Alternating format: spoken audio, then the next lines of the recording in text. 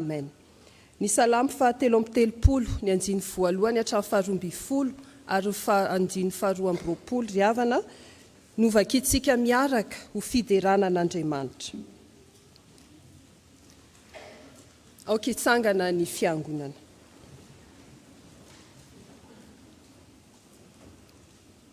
Isaotra ny voninahitra ara-kalaza an'Andriamanitra isika manao hoe: miobrio amin'i Jehova ianareo volomarina, fa mendrika ataon'olo mahitsy ny fiderana. Miderany Jehova amin'ny lokanga, mankalaza azy amin'ny valitofolo. Mirafy rambavao azy, mitendry tsara amin'ny feo fifaliana. Fa mahitsy ny tenin'i Jehova, ary ny asany rehetra dia mahatoky avokoa. Tia fahamarinana sy rariny izy, endrika amin'ny famindrapon'i Jehova ny tany. Ny tenin'i Jehova no nanaovana lanitra, ary ny fofinainy vava no nanaovana ny amalony rehetra. Mampiavosa ny rano ao an-dranomasina ho toy ny atotan-javatra izy, mitahiry ny rano lalina ao an-trano fitehirizana izy. Aoka tao an-trano Jehova ny tany rehetra, aoka mivovotra eo anatrehany ny mponina rehetra amin'izao tontolo izao. Fa izy no niteny dia ary izany, izy no nandidy dia toetra mafy izany. Jehova mahafoana ny fisaina ny firenena samihafa, mahatsinotsinona ny hevitry ny olona izy. Ny fisainan'i Jehova maharitra mandrakizay, ny hevitry ny fony mahatratra ny taranaka faramadimy.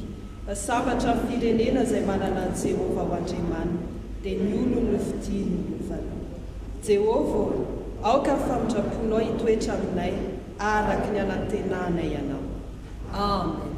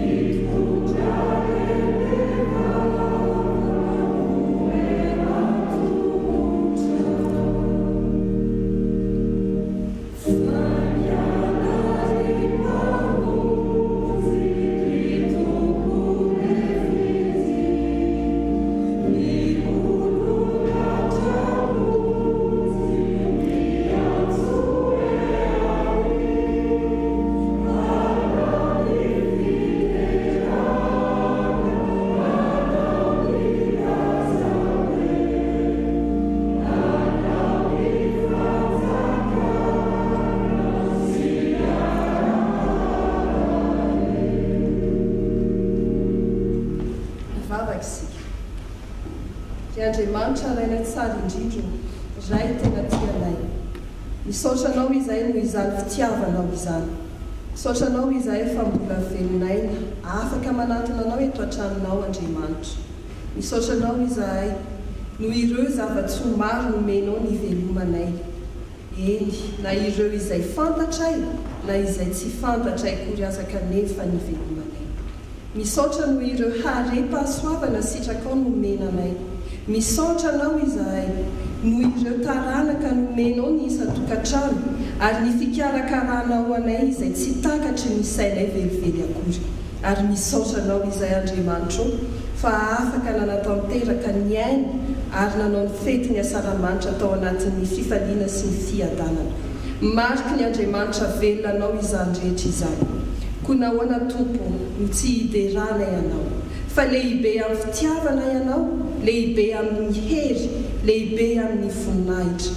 Koa indreto izahay, izay taranaka voafidy, fanjakam-pisorona, firenena tena masiny olona nalainao Andriamanitra mba ilaza ny atsaranao koa midenanao makalaza voninahitrao lehibe izahay fa ianao no mpanjaka ianao no tompo tsy tompo masiny ary Andriamanitra mahery ary mpanafaka anay ny atsaranao tokoa Andriamanitra ankalazana ianao fa efa nanafaka anay tamin'ny maizina ianao amin'ny fahazavana mahagaga ary mbola natafinao anay izany famindraponao izany ianao koa tamin'izay rehetra tsy natanteranay ny sitraponao Andriamanitra nandehana ny tombotray na ny teneny ho vavanay ny fitenimpony fonay azy ny fieritreritray dia hifonana hibebahana eto anatrehanao dia raisinay amin'ny finoana ary tompo ny famelan-keloka tolotra ao Andriamanitra no ny amin'ny Jesosy Kristy tompo sy mpamonjy anay ankehitriny tompo maniry izahay ny fanatrehanao sy ny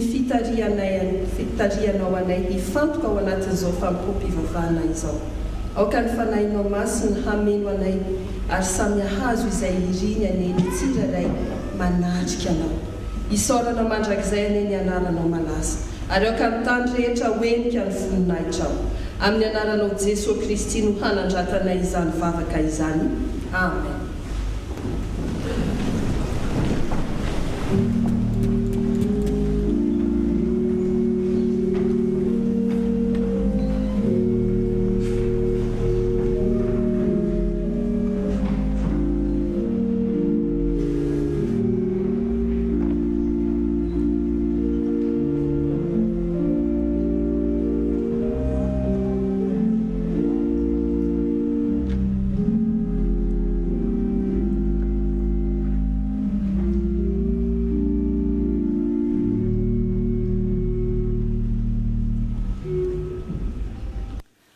Mbola ho amintsika hatrany ny ry havana ny fahasoavan'i Jesosy Kristy tompo tonga eo amin'ny fotoana ny ankizy sy ny tanora indray isika amin'ity fotoana ity dia hosokafantsika amin'ny baibolitsika araka ny hita ao amin'ny bokin'ny Apokalipsy toko 7 ny 1:20.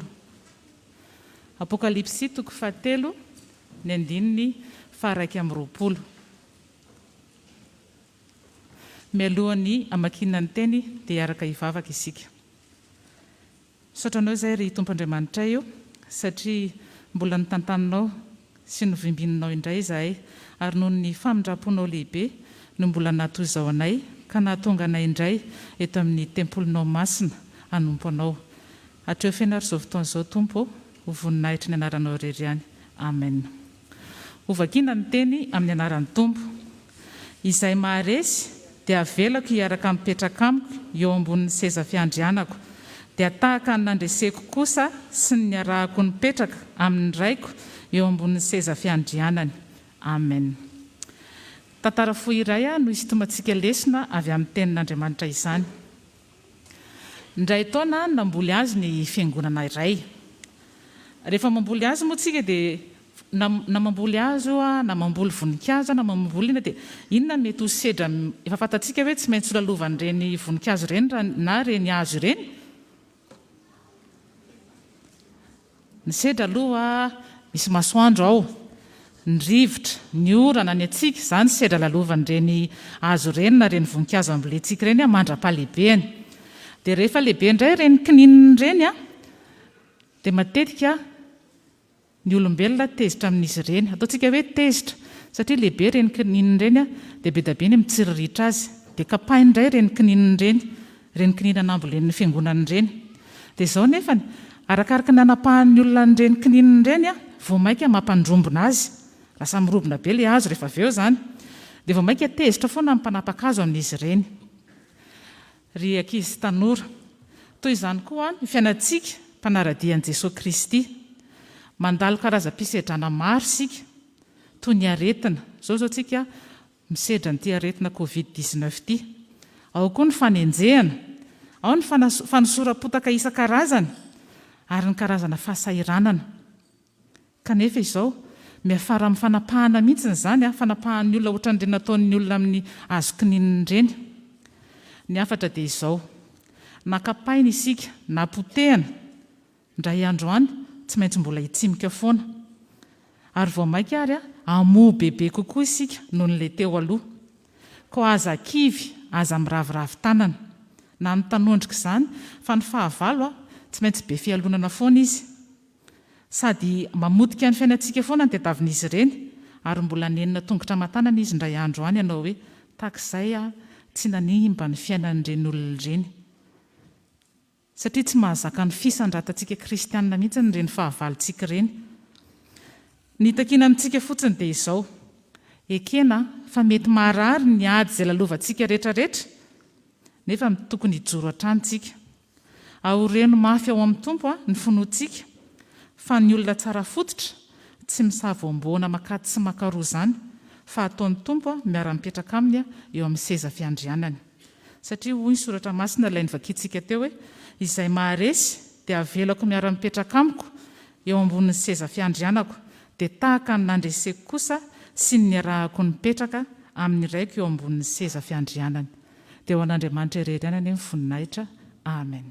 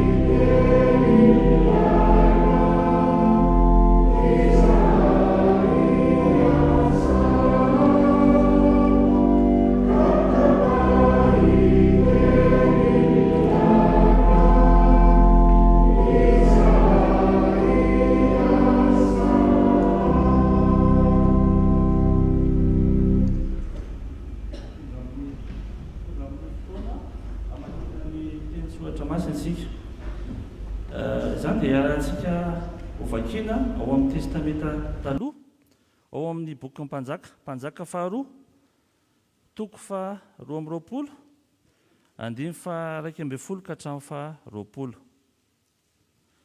ho tohizantsika amin'ny filazantsara nosoratan'i Matio izany ka ny toko fa 12 Matio toko fa 12 ny andininy fa 13 ka hatramin'ny fa 17 ary faranana ao amin'ny epistily voalohany ny Kortianina voalohany toko voalohany andimy fa 4 ka hatramin'ny fa 9. Rehefa hitantsika izany dia vakiantsika amin'ny sesy miloha izany anefa dia araka hivavaka antsika angataka amin'ny fanahy masina. Ry Andriamanitra rainay eo satria hanokatra amin'ny baiboly masinao izay ankehitriny. Misaotra anao izahay hanokatra raha teo amin'ny fahalalànay, ny masonay, ny sofinay mba ampitombo ny finoanay ka hinoanay izay vakianay. Nahazo fahaleovantena ny firenena malagasy ary hoy ianao hoe efa nantsoina ho amin'ny fahafana ianareo mifanompo amin'ny fitiavana. Iaino ny afatrao raha teo izahay, voninahitra ho anao Andriamanitra noho ny amin'izany teninao fiainana izany, izay tianao omenanay mba hahatonga anay rehetra hanana ny fiadananao. mitenena aminay Andriamanitra ao, miasa aminay taranaka sy firenena. Ho feno fanaymanao masina izahay eo ampamakiana ny teninao sy eo ampianona ny afatrao. Amen. Raha isika nivaky teny eo amin'ny testamenta taloha, Mpanjaka faharoa, toko 2:20 ka hatramin'ny 1:20 ka hatramin'ny 2:20 amin'ny anaran'i Jesosy. Ary rehefa reny mpanjaka ny teny tao amin'ilay boky ny lalàna dia nandritra ny fitafiana izy. Ary ny mpanjaka nandidy any Hilkia mpisorona sy Ahikama zanaky Safana sy Akibora zanaky Mikaia sy Safana mpanoratra ary Asaia mpanompon'andriana hoe, mandehany ianareo ka manontania an'i Jehovah ho ahy sy ny vahoaka mba amin'ny Joda rehetra amin'ity boky vao hita ity. Fa mafy ny fahatezeran'i Jehovah izay mirehitra amintsika noho ny tsy nihainon'ny razantsika ny tenin'ity boky ity, hanao araka izay rehetra voasoratra ho antsika. Dia nandeha Hilkia mpisorona sy Ahikama sy Akibora sy Safana ary Asaia ka nakany amin'ny holon-dampaminany vavy, vadin'ny Saloma, zanaky Tikva, zanaky Arasa, mpitahirin'ny fitafiana. Fa nitoetra tao amin'ny tanàna ambany tany Jerosalema ravehivavy, dia nresaka taminy izy ireo. Ary ravehivavy taminy, izao no lazain'i Jehovah Andriamanitra ny Israely: lazao amin'ny lehilahy izay naniraka anareo aty amiko hoe, izao no lazain'i Jehovah, indro ahatonga loza amin'ity tanàna ety sy ny amponina eto, dia araka izay rehetra lazain'ny boky novakian'ny mpanjakan'ny Joda. Satria nahafoy ahy izy ary nandolo ditika azo manitra tamin'izay andriaman-kafa ka nampahatezitra ahy amin'izay rehetra nataon'ny tanany. Dia nirehitra tamin'ny tanàna ety ny fahatezerako ka tsy hosakanana. Fa ny amin'ny mpanjakan'ny Joda izay naniraka anareo anontany an'i Jehovah kosa nefa, dia ambarao aminy hoe, izao no lazain'i Jehovah Andriamanitry ny Israely: ny amin'ny teny izay novakianao, satria nino anatra ianao ka nanetry tena teo anatrehan'i Jehovah, raha nandre izany nolazaiko ny amin'izay hanjo ity tanàna ity sy ny mponina eto, dia ny andravana azy sy ny ahatongavany ho fanozonana, ka nandritra ny fitafianao sady nitomany teo anatrehako ianao. Dia izao kosa nefa no efa nihaino i Jehovah, koa indro angoniko any amin'ny razanao ianao ary angonina any amin'ny fasanao amin'ny fiadanana, ary ny masonao tsy mba hahita izay loza rehetra hoentiko mamaly ety tanàna ety, dia hitondra valiny ho any amin'ny mpanjaka izy ireo.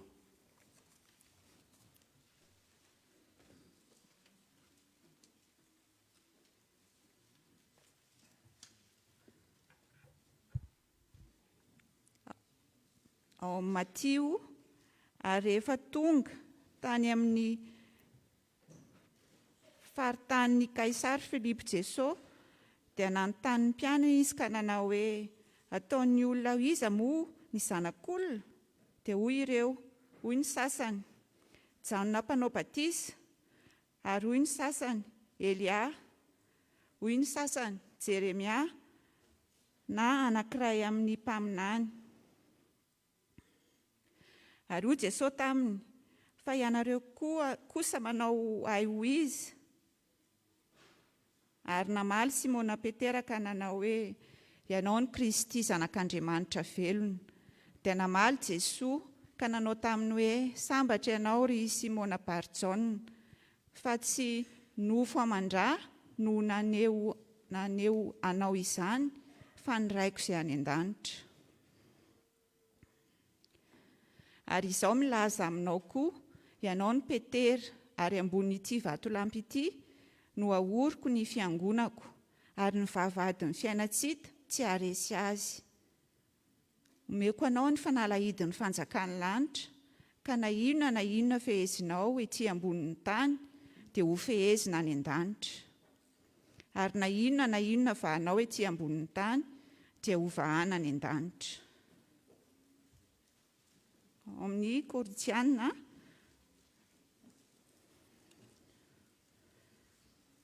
misaotra an'Andriamanitra mandrakariva ny aminareo aho noho ny fahasoavan'Andriamanitra izay nomena anareo ao amin'ny Kristy Jesosy dia ny nampananana harena anareo ao amin'ny zavatra rehetra, na ny teny rehetra, na ny fahalalana rehetra, araka ny noeran'ny filazana ny Kristy teo aminareo.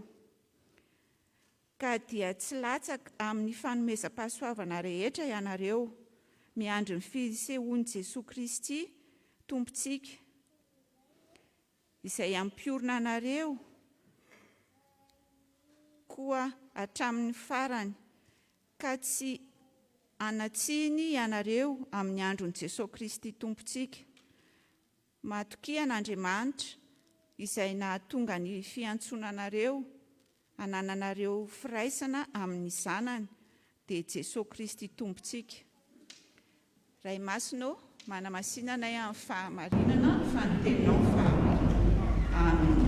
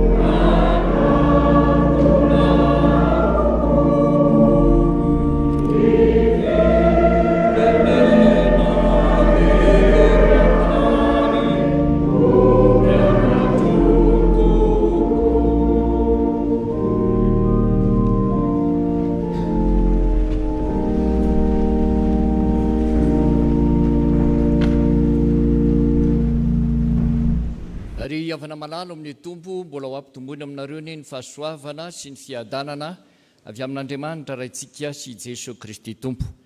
Ny teny akatsika afatra ry havana famaranana ity elohevitra fitezam-pinoana ity, le hoe anorenana ny maha-kristianina ny finoana, dia izay voarakitra ao amin'ny filazantsaran'i Jesosy izay nisoratany Matio.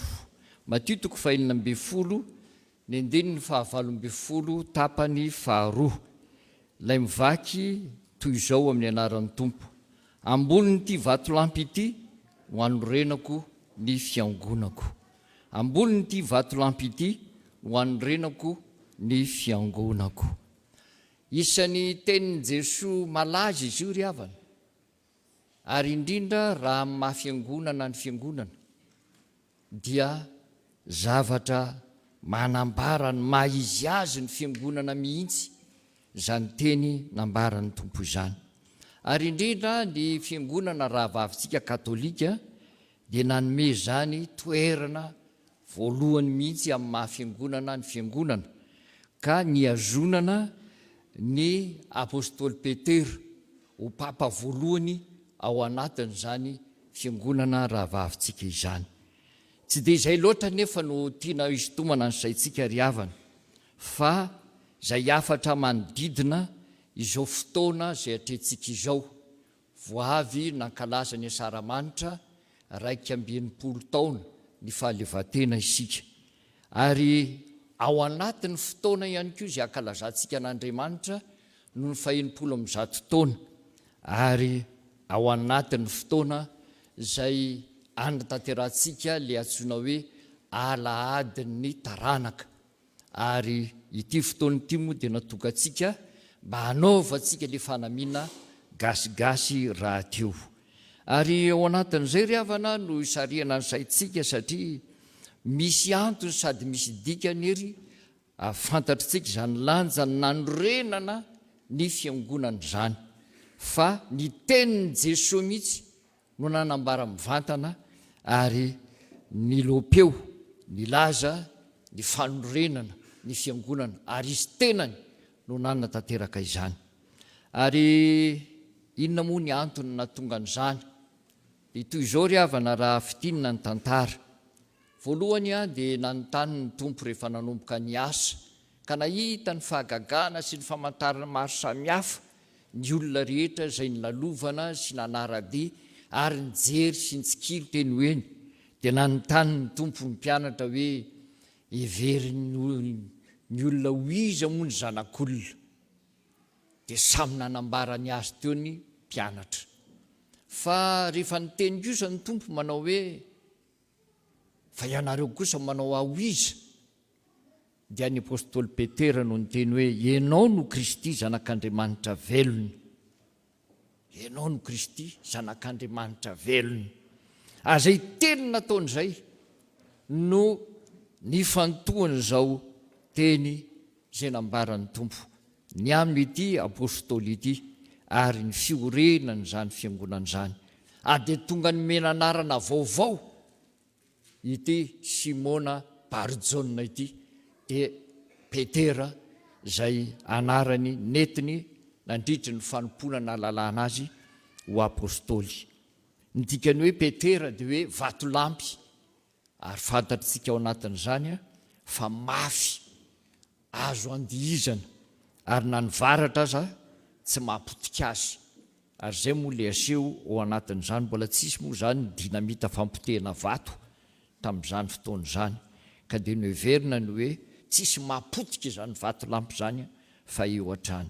Ary izany teny izany indrindra no andraisantsika hafatra fifanentanana ary fifampaherezana ary koa fianarana mba hanorenantsika ny maha-kristianina-tsika ny amin'ny finoana arak'izay nandraisantsika ny Kristy ho tompo sy andriamanitsika ilay zanak'Andriamanitra velona.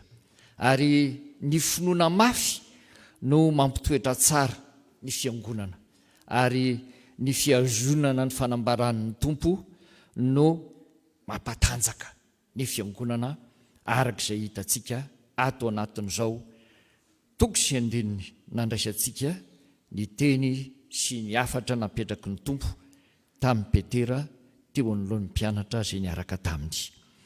Ny finoana ary izay finoana mafy no mampitoetra ny fiangonana, ary tsy mampitoetra fotsiny fa mampitoetra tsara. Ary eto ry havana dia sariana ny saintsika fa misy dikany ao anatin'ny baiboly ny fanomezana anaram-baovao, misy dikany. Andehaka ohatra anankiray isika. Jakoba ao amin'ny Genesis 2:7-20 dia nambara fa ny fampitolona tamin'Andriamanitra, ary ny tenina nambara manao hoe tsy avelako ianao raha tsy mitahy ahy, satria nanana olana goavana izy teo amin'ny fiainany, dia ny adiny teo amin'le rahalahy ny mpiray tam-po aminy kambana taminy, izay mifofo ny ainy tokoa no ny fitaka be vava izay nataony, ka nakany amin'ny fisolokiana ny atao hoe tsodrano avy amin'ny rainy. Ary rehefa nahazo an'izany anarana izany Jakoba dia tonga firenena lehibe, satria rehefa avy ny fampitolona tamin'Andriamanitra izy dia nomen'Andriamanitra anarany hoe ianao kosa manomboka izao dia Israely no anaranao fa efa fampitolona tamin'Andriamanitra ianao. Dia toy izay koa ry havana raha mijery sika ny tantara, malaza le hoe Saoly dia nanenjika ny fiangonana, fa rehefa niova fo izy dia nomena anarana ihany koa hoe Paoly. Ny dikany hoe Saoly sy Paoly dia iray ihany, fa ny ray amin'ny teny hebreo ary ny ray kosa amin'ny teny grika dia ilay paoly zany dia io no niantsoana azy satria ho apôstôly ny jaintilisy izy ka ny anarana fantatry ny jaintilisy no entiny mba hanambarana ny vaovao mahafaly ka andraisany ny atao hoe ny jaintilisy anjara amin'izany famonjena vitan'i Jesosy Kristy izany.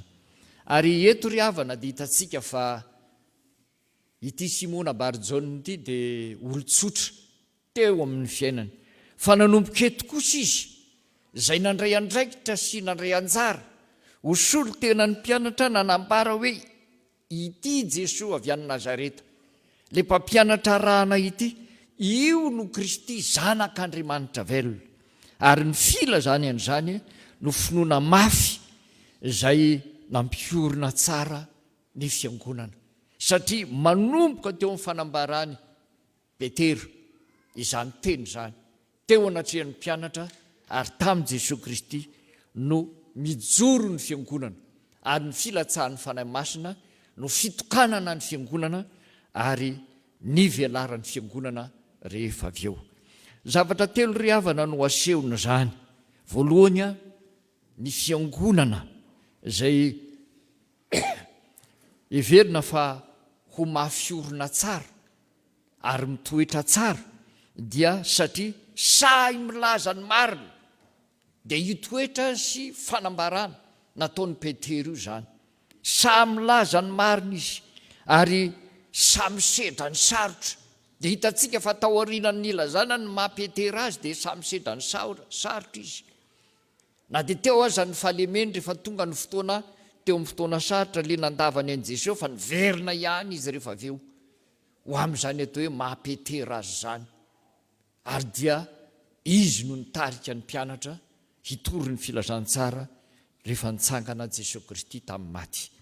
Ary ny fahatelo dia hoe azo antoka ny fototra iorena ny fiangonana ary zay zany no anambarana amintsika no io teny io sy izay nataony teo anatrehan'ny tompo ary nambarany Jesosy Kristy taminy satria raha Jesosy ny teny manao hoe ataon'ny olona ho iza moa ny zanak'olona dia valiny lay tena marina valiny lay tena izy ary valiny lay tena manondro tokoa ny mamesi any Jesosy no nylazaina satria ny teny hoe Kristy dia teny grika io ilazana ny hoe Messia amin'ny teny Hebreo.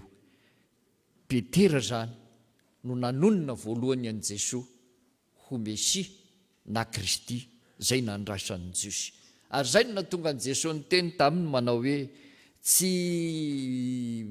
ianao amayanao anao fotsiny no nanambaranao an'izany teny zany fa Andriamanitra ray no nanomeanao an'izany filazana zany mba ho fantatry reto mpianatra sy ireo nanodidina nanaraka an' Jesosy ireo fefa tonga tokoa ny andron'ny Messia ary ny fahagagana sy ny famantarana izay nataony dia manambara ny fahatongavany sy ny asa izay rehetra nataony.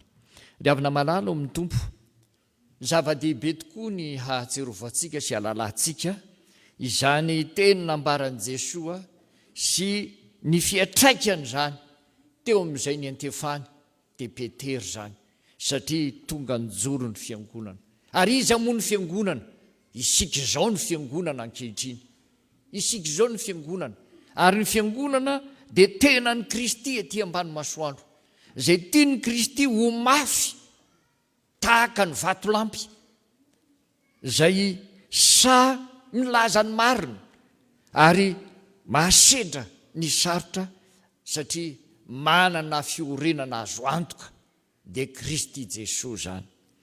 Ry havana malala ao amin'ny tompo dia zany tokoa ny zava-nisy satria teo amin'izay asa fitoriana filazantsara nataon'ny apôstôly Paoly lay Saoly teo aloha dia hita fa niroborobo sy nandroso nivelatra tokoa tonga nanan-karena amin'ny zava-panahy ny fiangonana dia ny fiangonana tany Korinto izay nanoratany ity epistily ity ka hitantsika ao amin'ny Korintianina voalohany toko voalohany eo amin'ny 14 ka hatramin'ny 15 peritra ampatsika dia nilazany ny apôstôly Paoly zany re-pasoavana nananany zany fa afaka mifampitahy amin'ireo fiangonana rehetra izay nijoro tamin'izany fotoana izany fa tsy mba latsa-danja satria nahay nampiasa izany fanomezam-pahasoavana izany tamin'ny fahasahiana milaza ny marina, miaina ny marina, mampianatra ny marina amin'ny fisedrana zavatra sarotra samihafa teo amin'ny fiainana satria izany fiovana ho kristianina izany tsy mora tamin'izany fotoana izany satria tanàna jaintilisy izany manana ny fampompovavahany izay matanjaka be tao anatin'izany vanim-potoana izany kanefa nahajoro ireo kristianina ireo ary nivelatra sy ny tombo tao anatin'izany vanim-potoana sarotra izany noho ny fiorenany tsara ao amin'ny Kristy nandraisany fampianarany ity apôstôly ity ary dia izany nisaoran'ny apôstôly Paoly an'Andriamanitra satria rehefa niorina tamin'ny fampianarana sy ny tenin'Andriamanitra izay nondraisiny ireto kristianina fiangonana tany Korinto dia zava-dehibe tokoa faniriny dia niaretany hatramin'ny farany. Dia toy izay koa ry havana ho antsika kristianina amin'izao vanim-potoana izao fantatritsika tsara ny zava-misy manerana izao tontolo izao na eto amin'ny atao hoe firenena misy antsika tsy dia mora loatra izany atao hoe mijoro ho kristianina izany fa misy eso misy fandatsahana ary misy fanenjena rehefa mba mijoro ianao tena kristianina dia misy izany ary aza matahotra ny amin'izany satria izany indrindra no antom-pisian'ny fiangonana ity ary ilazany Jesosy Kristy eo ambonin'ity vatolampy ity no anorenako ny fiangonana azo antoka ny fiorenana ary izany ny ilazana amintsika hoe manana fahasahiana mitory sy milaza mba hitarany ambaindainy ny fanjakan'Andriamanitra eto amin'ity noson-drazantsika ity fa araky ny teny izay novakitsika teo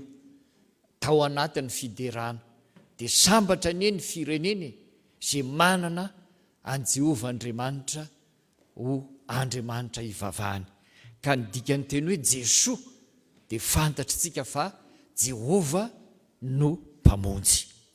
Ny faharoa ry havana izay hitantsika ao anatin'izany teny izany dia ny hoe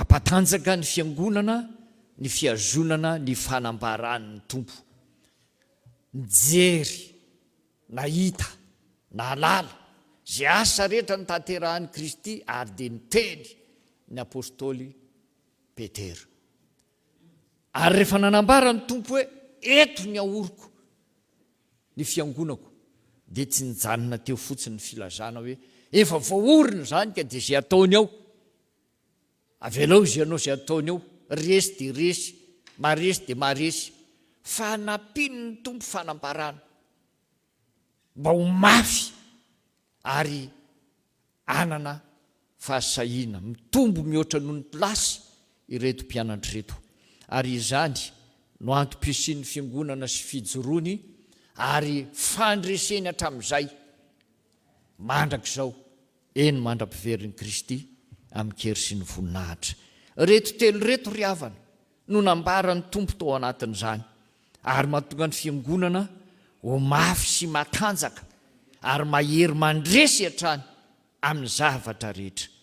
Voalohany dia hoy ny tompo hoe nomena ho an'ny fiangonana ny atao hoe hery ny amin'ny atao hoe mandresy ny vavahady ny fiaina tsy hita omena ho an'ny fiangonana izany ary jereo tsara fa ny olona rehefa tena kristianina dia mahajoro hatramin'ny fahafatesana azy amin'izany maha-kristianina azy zany fa mirehitra sy miredareda ho aminy izany fa inona moa ny asany vavahady ny fiaina tsy hita mitelona ny velona mba ho faty any ary tsy vitany hoe maty fotsiny fa ny fiaina tsy hita dia toerana misy ireo ratsy fanahy sy maditra zay kanefa eto dia ambara fa resy ny fiangonana izany ny fiangonana na lasa lodimandry aza ny kristianina martiora dia manana ny toerana izy izay hipetrahany sy vatanany ary dia izay le ambara ao anatin'ny filazantsara ny Jesosy soratany Lioka ao amin'ny Lioka 5:20 hoe eo atratrany Abrahama ny endry sy ny matahotra an'Andriamanitra ary manana fiainana mifamatotra amin'Andriamanitra. Dia hitantsika tsara tao anatin'ilay jiolahy niara-ny omby tamin'i Jesosy Kristy fa any paradisa no nolazain'i Jesosy itoeran'izay rehetra nandray ny fiovampo ary nandray ny famonjeny. Ary eo amin'ny Apokalipsia 9 dia ahitantsika ihany koa ny aminy hoe ny olona nandray an'i Jesosy ary natao hoe ao amin'i Kristy dia mitoetra ao ambanin'ny alitara ny fanahiny rehefa miala eto amin'ity fodimandry ity. Dia izany indrindra maharesy ny vavahady ny fiaina tsy hita ny olona mino, ary izany no asan'ny fiangonana mandevona ny heriny izany mba tsy tonga ny olona atahotra an'io, satria ny fahafatesana ny tena atahoran'ny olona taoriana ny fahalavona. Ary ny faharoa izay ambareto dia nomena azy ny fahanalahidin'ny fanjakan'Andriamanitra.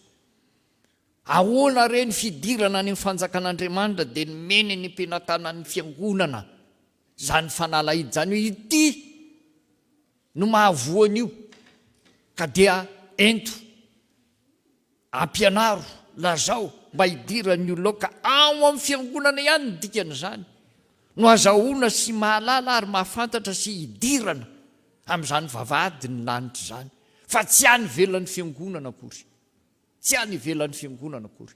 Ary raha mitoro ny fiangonana ny fanjakan'Andriamanitra dia satria mamony ny atao hoe varavaran'ny lanitra izy mba hidiran'izy ireo, satria eny aminy lay fanalahidin'ny fanjakan'Andriamanitra na ny fanjakan'ny lanitra. Ary ny fahatelo sady farany dia ny hoe fanehoana ny sitrapon'Andriamanitra ny fahamarinana ataon'ny fiangonana amin'ny fanatanterahana ny asan'Andriamanitra ka handrosoany sy velarany ary hitarany ambaindainy ny fanjakany. Fa velona tokoa ny tompo ary velona tahaka izany koa ny fiangonana izay tenany ety ambany masoandro. Ry havana malala amin'ny tompo, izany rehetra izany no aseho ny teny sy ambara ny teny afatra hifampaherezantsika mba azahoantsika mijoro, satria Andriamanitra dia mahay manome antsika ny zavatra rehetra ary ny tsara mihoatra noho izay no heverintsika aza, fa maro amin'izay ataon'Andriamanitra ny mahasoa antsika kanefa tsy ampozintsika akory, ary mihoatra lavitra noho izay rehetra ny heverintsika ny atolotry ny tompo antsika. Jereo ny raha miverintsika ka mitodika ny tantara ao amin'ny mpanjaka 2:20. Ity lehilahy izay miteny ao anatin'izany ity dia ny mpanjaka Josia. Ny mpanjaka Josia araka ny tantara ery amin'ny 9 ery dia lazainy hoe 20 taona io olona io no nandray izany fanjakana izany, ary raika amin'ny 30 taona izy no nanjaka. Ary eo amin'io fotoana io izy dia 20 taona izy io nandray, dinidinika sy namaky ny boky ny lalàna io, izay boky tsy hita ary tsy nalalàna ny sitrapon'Andriamanitra, fa nandeha tamin'izay nalehany tao fotsiny ny firenena izay netiny, satria izany ny zava-nisy tamin'ny mpanjaka rehetra teo alohany.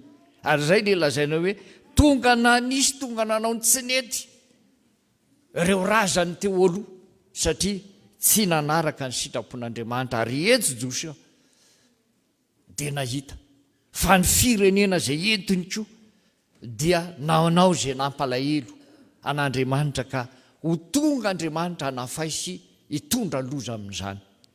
Eto ry havana dia ity nahaseho amintsika fa na eo aza ny fanapahan-kevitr'Andriamanitra handrava sy anao anisy loza izany firenena izany, dia miaino ny teniny olom-boafidy ny Andriamanitra, miaino ny fitarainana izy ary mamaly an'izany araka ny habeny ny famondram-pony. Ny olom-boafidin'Andriamanitra eto dia manomboka hatreo amin'ny mpanjaka, io mitaraina hoe anontanio Jehovah Andriamanitra, ny mpisorona ireo ilay nitononona anarana hafahafa ohatra mampiboredika ireo rehefa tsoiny teny hebreo dolidolo tsy inona le anarana, ary tao ihany koa ilay mpaminany vavy, ireo no olom-boaositra sady olom-boantson'Andriamanitra manokana hanatanteraka izany asa masina izany ary nenon'Andriamanitra no valian'andriamanitra izany fangatahana zany. Ary zany ny anamafisina amintsika Andriamanitra dia miendro ary mamaly ny ataka ataony ny olom-bofidiny eo amin'ny zavatra zay taterahany. Ka na dia notaterahan'Andriamanitra ihany aza ny loza izay nampiarina tamin'ity firenena izay nandeha tsy nifanaraka tamin'ny sitrapon'Andriamanitra ity, dia nasehon'Andriamanitra kosa ho an'ny olony fa tsy nahita izany atao hoe fahorinana injo ny amin'ny firenena izay novalian'Andriamanitra tamin'ny ratsy nataony zany izy, ary nandeha tamin'ny fiadanana izany mpanompon'Andriamanitra zany rehefa niala teto amin'ity fiainany ity. Ry havana malala ao amin'ny tompo, anio arak'izao fotoana izay atrehantsika izao, manao akanjo gasigasy isika. Ary inona moa no mahatonga antsika manao akanjo gasigasy? Dia toy izao ry havana no saina sy fanahy izay entina ampitaina amintsika sy holovain'ny taranaka, satria ataontsika isa-taona zany ary averimberina. Ary dia za mahita, za koa malala fa raha manadino an'izany azy tsika olon-dehibe dia tadidin'ny ankizy lizy. Androany ily manao akanjo gasigasy, za nao betsy misaraka, za nao betsileo, salama vantaigna. Dia iny dia mianatra amin'ny teniteny kely samy hafa eo, akory abonareo sy ny sisa, dia mahafinaritra sy zany malagasy sy ny sisa sy ny sisa. Inona ny tia natongavana an'izany? Mba hatonga ilay taranaka, ilay zanaka sy ny mandimby rehetra mba hijoro sy rehefa malagasy izy, ary miaina eto amin'ity Madagasikara, lova sarobidy napetraka Andriamanitra ho azy sy ny razany ary ny taranany ity. Ary dia izany no izy ry havana. Ary aiza moa zany ny tokony ho velomina voalohany?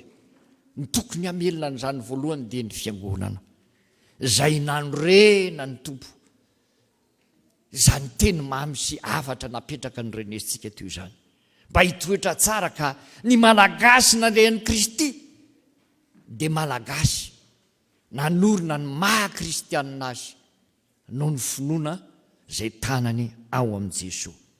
Avy nankalaza isika ry havana zany fety ny fahaleovantena 2 taona zany. Ohatra mba tsaroko sy tsapako ihany reko midona ao amin'ny fiainako fa tsy dia betsaka ny doroka na dia teo aza ny fety. Dia kakangambonareo hoe aiza ny alalampasteran'izany, za mba nikitika kely. Fa le tena mpikitika be mety nikitika kely, fa le nikitika kely tsy nikitika mihitsy, ary ny tsy nikitika mihitsy moa dia tsy nikitika hatrany. Zay zany. Ary dia inoko fa zao endrika reo miramira ny ilazako an'izany dia hoe mahafinaritra kosa mba resultat positif zany. Ary zay mihitsy no andrasana. Ary zay no natonga antsika nanokana hoe misy fotoana zay apetraka amin'ny perikopany fiangonana mba hanomanana ny kristianina ao aminy lay vatolampy hipetrahany sy horenany zany fiangonan'Andriamanitra zany, ny fiainany miatrika io vanim-potoana lehibe io. Dia zay no natonga ny hoe alahady ny vokovokimanga mialoha ny fetim-pirenena, ary aoriana ny fetim-pirenena ny fety ny taranaka, alahady ny taranaka zay ankalazaintsika. Arak'izay voalaza teo izay dia ny hoe hiazonantsika ny mahamalagasy itsika no ilazana sy anambarana an'izany. Ary ambonin'izay amalady ny taranaka azy dia ny fahankalalantsika mianakavy eto anatin'ity toeranyity. Zao moa tsy mety le zavatra nikendrina tany aloha hoe mba miara-mipetraka ny fianakaviana dia mba fantatra ay ve ianina zanak'rahaniny, ay ve ianina zanak'itsy, ay ve dadany rianiny ianiny sy ny sisa. Eto moa tsy mety an'izay fa tsy maintsy nikisakisaka lavitra, tsy maintsy nikisakisaka lavitra, satria roa isaky ny W ihany. Zay moa zany zao ny fandaminana amin'ny amehana ara-pahasalamana dia miparitaka tsika, fa na izany aza dia mifankalalitsika. Ary zay ny zavatra isan'ny kendrena hoe ny fiangonana zay tena ny Kristy dia manana firaisana sy fiombonana ary fifakalalana ivelaran'ilay fifankatiavana. Ry havana malala ao amin'ny tompo, izany ilay zavatra atrehintsika. Ary etoka maranana azy dia izao, raha noterizin'Andriamanitra sika ka anjarantsika sy amin'ny fotoanantsika no ankalazany zany 100 taona ny fiangonan'izany, dia itsika izao indrindra ho andrasana anana fifaliana aneo hoe kristianina ary kristianina malagasy, ka izaho sy ny ray aman-dreniko teo aloha ary ny taranako dia ho kristianina mandrakizay miaraka amin'ny tompo, satria teo ambonin'ny vato lampy lay mafy no nanorenan'ny tompo ny fiangonana, dia izaho lay isany manana an'izany finoana izany, satria tsara orina ny maha-kristianina ao amin'i Jesosy lay tompo ny finoko. Ho an'Andriamanitra iry ihany ny voninahitra. Amen.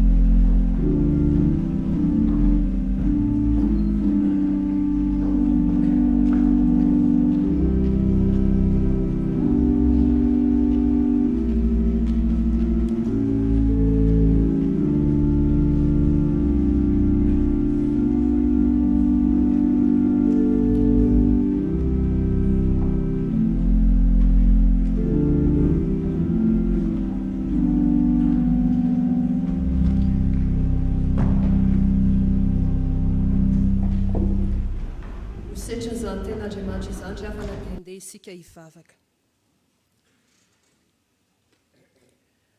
Tompo, mbola fifaliana ho anay nahafahana nandray ny hafatra avy aminao nentin'ny mpanomponao, ary mino izahay fa niaona taminao Andriamanitra tao anatin'izany fiainona ny hafatra izany. Tianao izahay hanana finoana mafy mba hampitoetra tsara ny fiangonana, ka ho azo antoka ny fiorenana mba ho lova ny taranaka ho fahazavana eto amin'ity firenena ity. Tompo, matetika nefa izahay no tsy mahajoro ary tsy ampy finoana no ireo zavatra maro samihafa izay misy. Tsy mora tokoa no mijoro kristianina satria mety eo ny Yesu, mety eo ny fandatsana maro samihafa. Kanefa ianao dia mitaona anay ankehitriny hiazona ny fanambaranao Tompo mba hampatanjaka ny fiangonana tokoa. Ka raha ohatra izahay tsy samy lazany marina, tsy samy isedra ny sarotra, ary tsy azo antoka ny fototra iorenan'ny fiangonana, dia ankehitriny izahay Tompo, ny teninao hatrany no aoka mpianatra anay, tsy hialanay amin'izany teninao izany sy ny finoana nananay anao, na ho amin'ny ankavanana na ho amin'ny ankavia, fa ataovy manafaka anay izy ireny.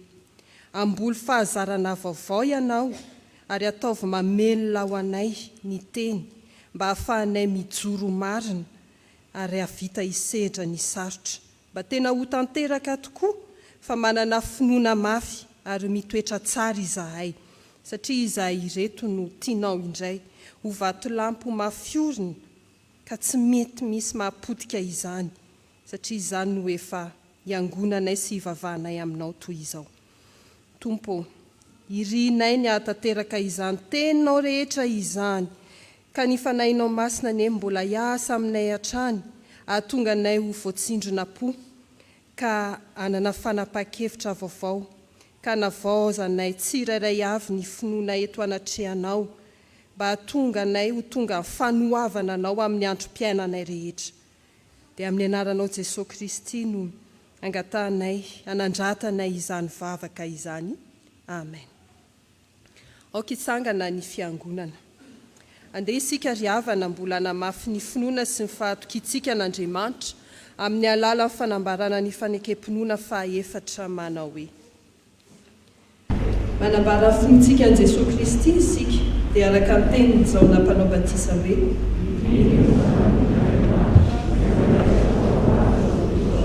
sy araka ny teny nataony Andrea be, sy araka ny teny nataony Natanaela be,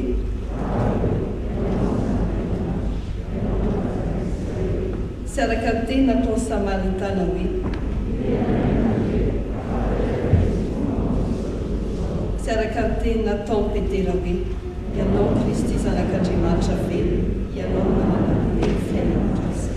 Ary araka ny teny nataony Tomasy hoe Nosy Andriamanitra. Amen.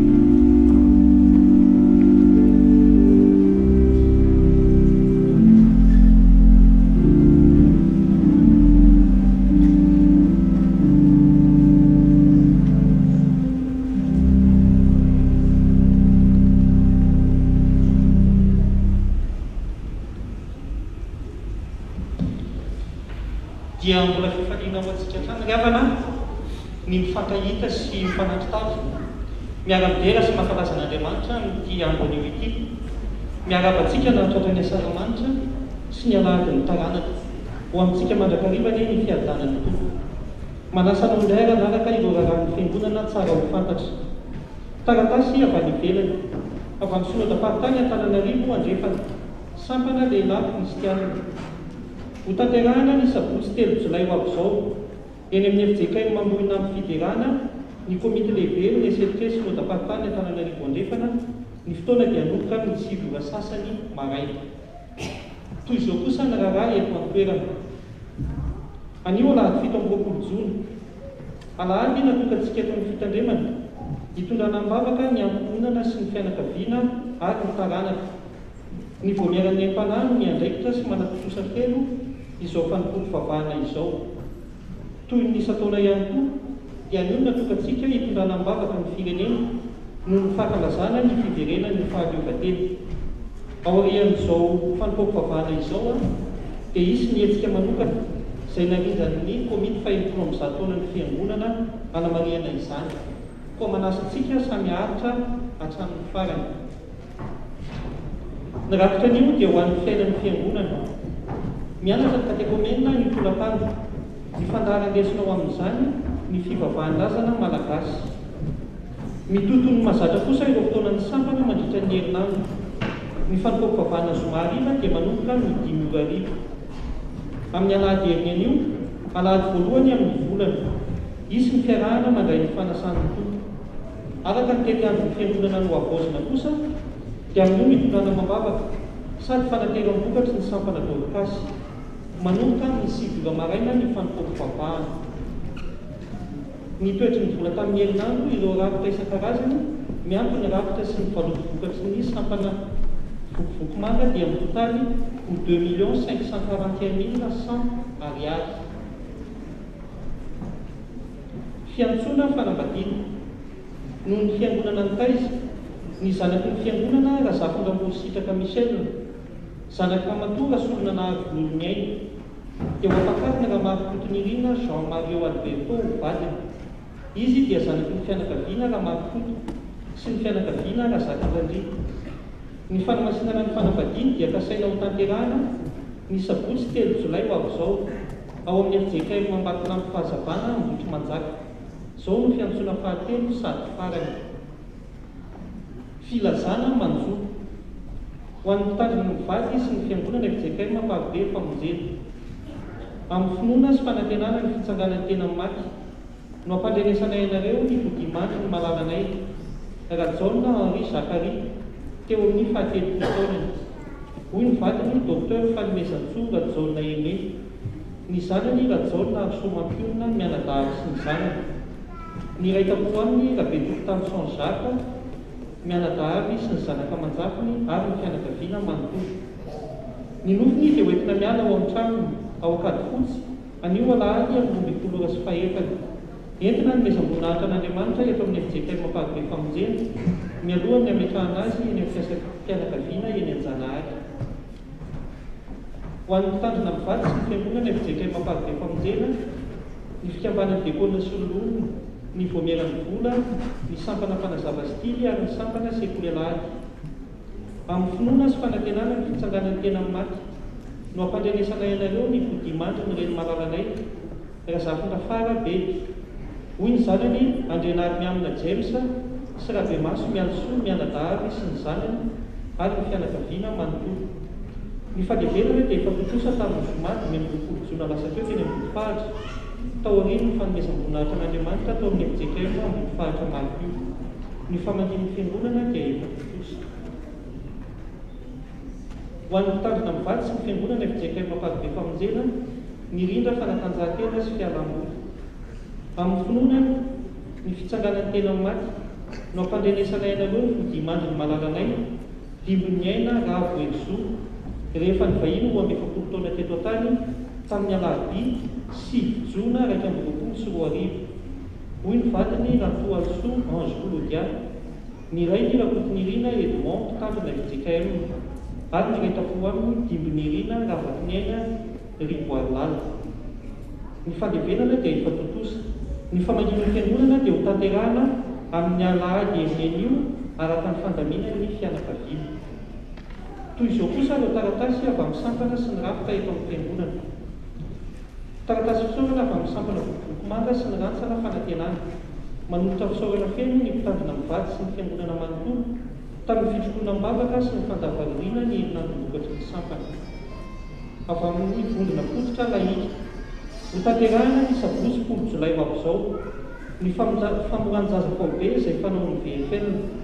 Ho aoka ny ray aman-dreny mananjanaka ho foraina mba hanoratra anarana ao amin'ny biraon'ny VFL.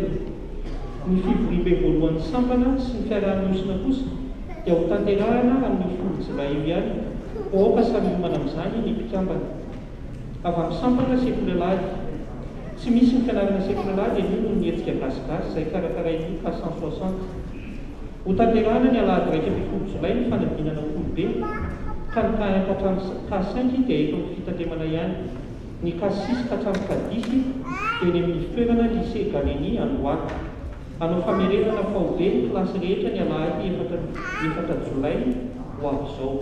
Teo an'Andriamanitra ireny ny voninahitra anao.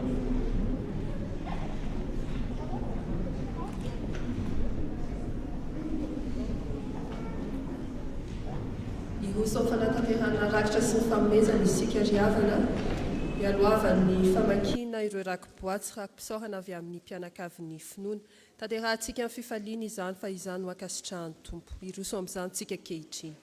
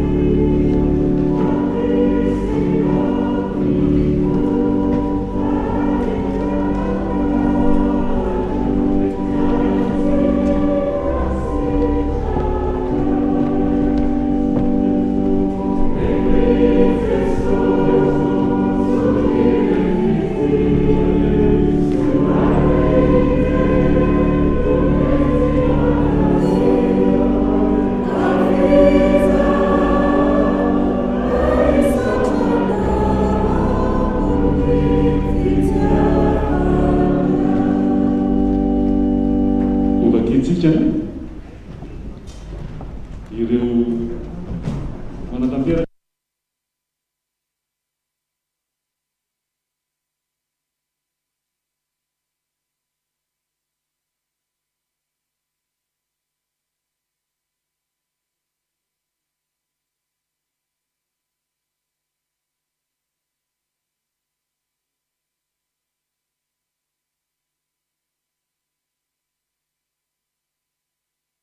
takavavaka avy amin'ny fiangonana mba hitombony fahasalamana. Dia van'Andriamanitra irery ny voninahitra. Amen.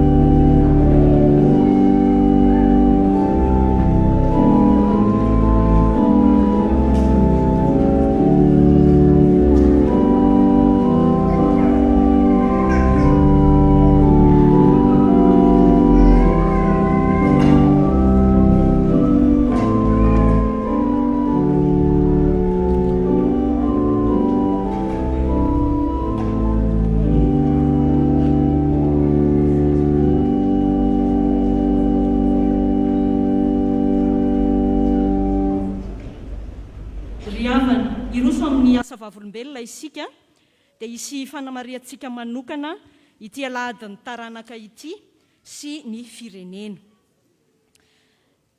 Eto am-panomboana dia angatahako ianareo hanokatra ny baibolinareo ao amin'ny Deutéronomie 7 dia ny andinin'ny 9.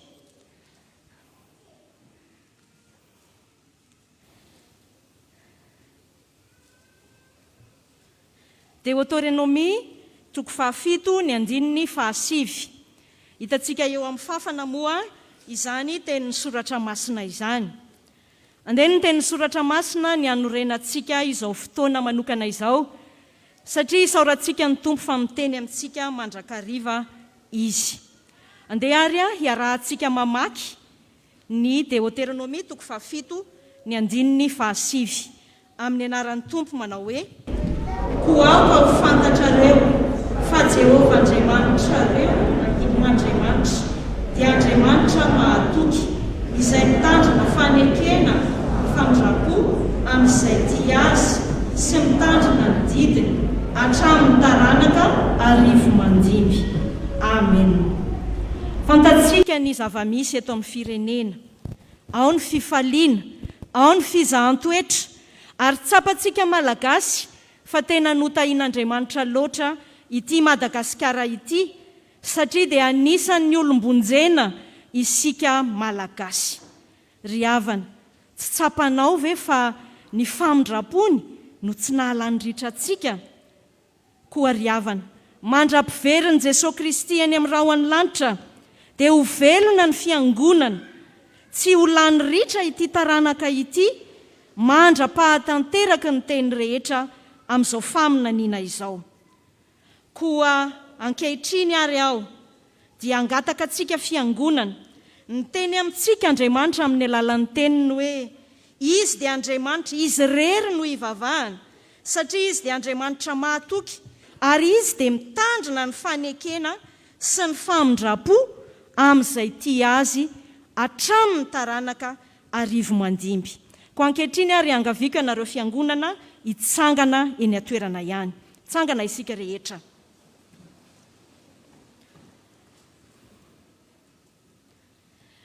Andeha ry havana, ho valiny izany tenin'Andriamanitra amintsika izany, dia hanamafy ny fanekentsika isika arak'izay hita ao amin'ny Josoa, hanahaka tahaka ny Josoa isika. Josoa 4:20-5:12. Fantatrareo loatra io andinin-tsoratra masina io, ilay manao hoe fa raha izao sy ny ankonako kosa dia hanompo an'i Jehovah izahay. Fa mialoha izany dia anontany anareo fiangonana ary dia ho tohizanareo amin'izay andinin-tsoratra masina izay, ho mariky ny fiombonantsika fa raha isika dia Jehovah no ivavahantsika. Ry aparibe famonjena, mahatahiry ny finoana, mifankaty miasa amin'ny fahazotoana. Ry aparibe famonjena, fidionareo anio ary izay ho topoinareo. Miaraka isika rehetra manao hoe fa raha izao sy ny ankonako kosa dia hanompo an'i Jehovah izahay. Amen.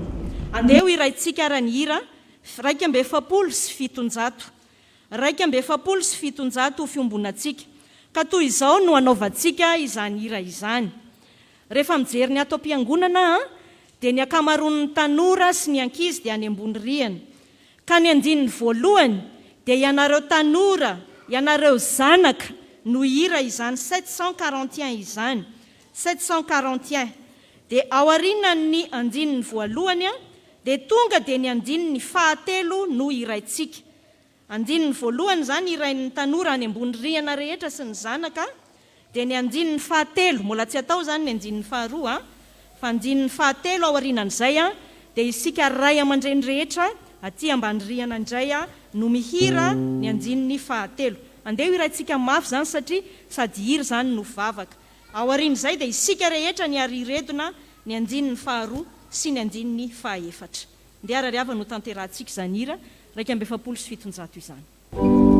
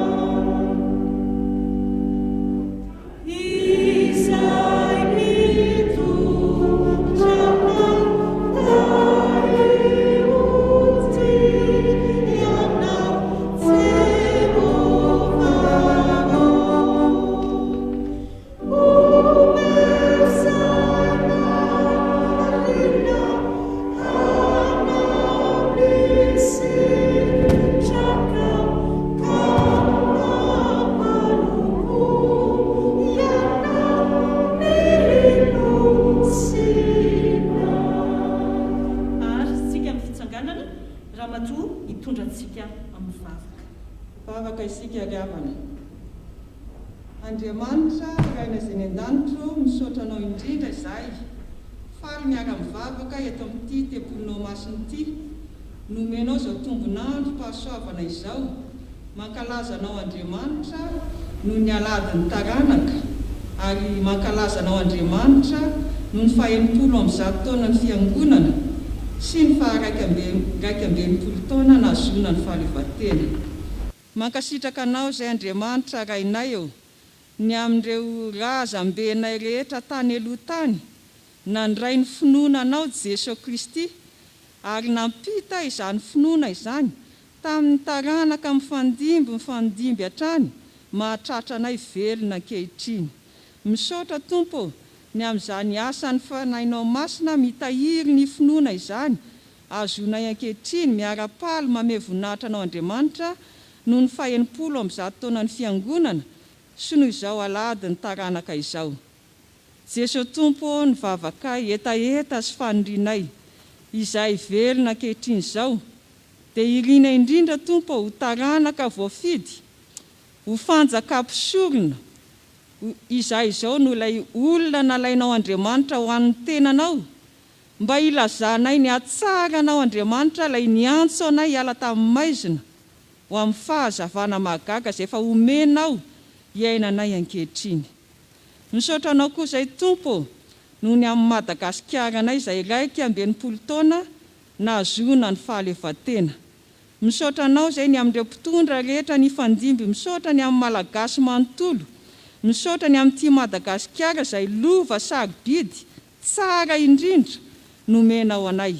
Amin'ny fomba ivelany ihany Tompo, ny amin'izao isehoana izao manao fitafy malagasy, ny fihetsika sy ny izay asehonay, fa mangataka aminao izay Andriamanitra Tomponay eo, ary mitalao sy mitaraina eo anatrehanao ity Madagasikara ity Tompo Andriamanitra eo, ho tany sambatra, arak'izay hira ao ambavanay tsy afaka fa irainay ho an'ity Madagasikara anay ity.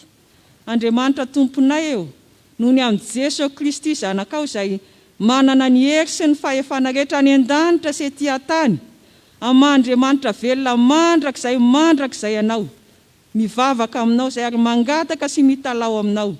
Esory eto amin'ity Madagasikara anay ity, indrindra aminay vahoakanao kristianina, aminay eto amin'ity amparibe famonjena mankalaza anao Andriamanitra ity. Esory amin'ny anaranao Jesosy ny fahalotona sy ny faharatsiana rehetra izay mamikitra ty anatinay tsirairay avy, ka amin'ny anaranao Jesosy hiala aminay ny avonavona, ny firehareharina, ny fahalotona, ny fisotrotoka, ny fahamamona, ny fijangajangana, ny tsy fitiavanamana, ny fankalana izay ratsy rehetra tsy araka ny sitraponao. Esory aminay zanakao eto amin'ity amparibe famonjena ity, fa izany indrindra no ahatonga ny Madagasikara ho sambatra. Jesosy Tompo, fantatray fa tia anay ianao. Enoy ny vavakay Tompo, mamalia anay amin'ny anaranao Jesosy ilay lohan'ny fiangonana, ilay fa niantso sy ny fidy anay no anaovanay izany vavaka izany. Amen. Amen. Fahazotoerana ry avana. Dia ho an'Andriamanitra irery ny voninahitra. Amen.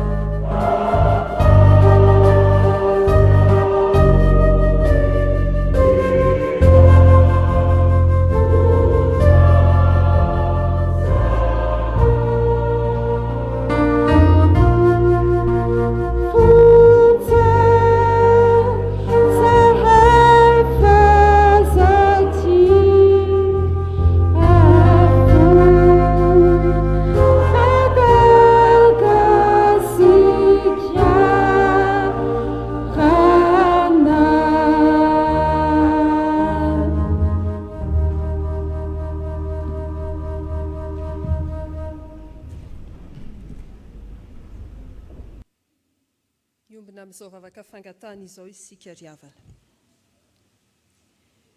I Andriamanitra masina tsara indrindro, tomponay no ny amin'ny finoanan' Jesosy Kristy ianao, feno fisaorana sy fiderananao hatrany izahay.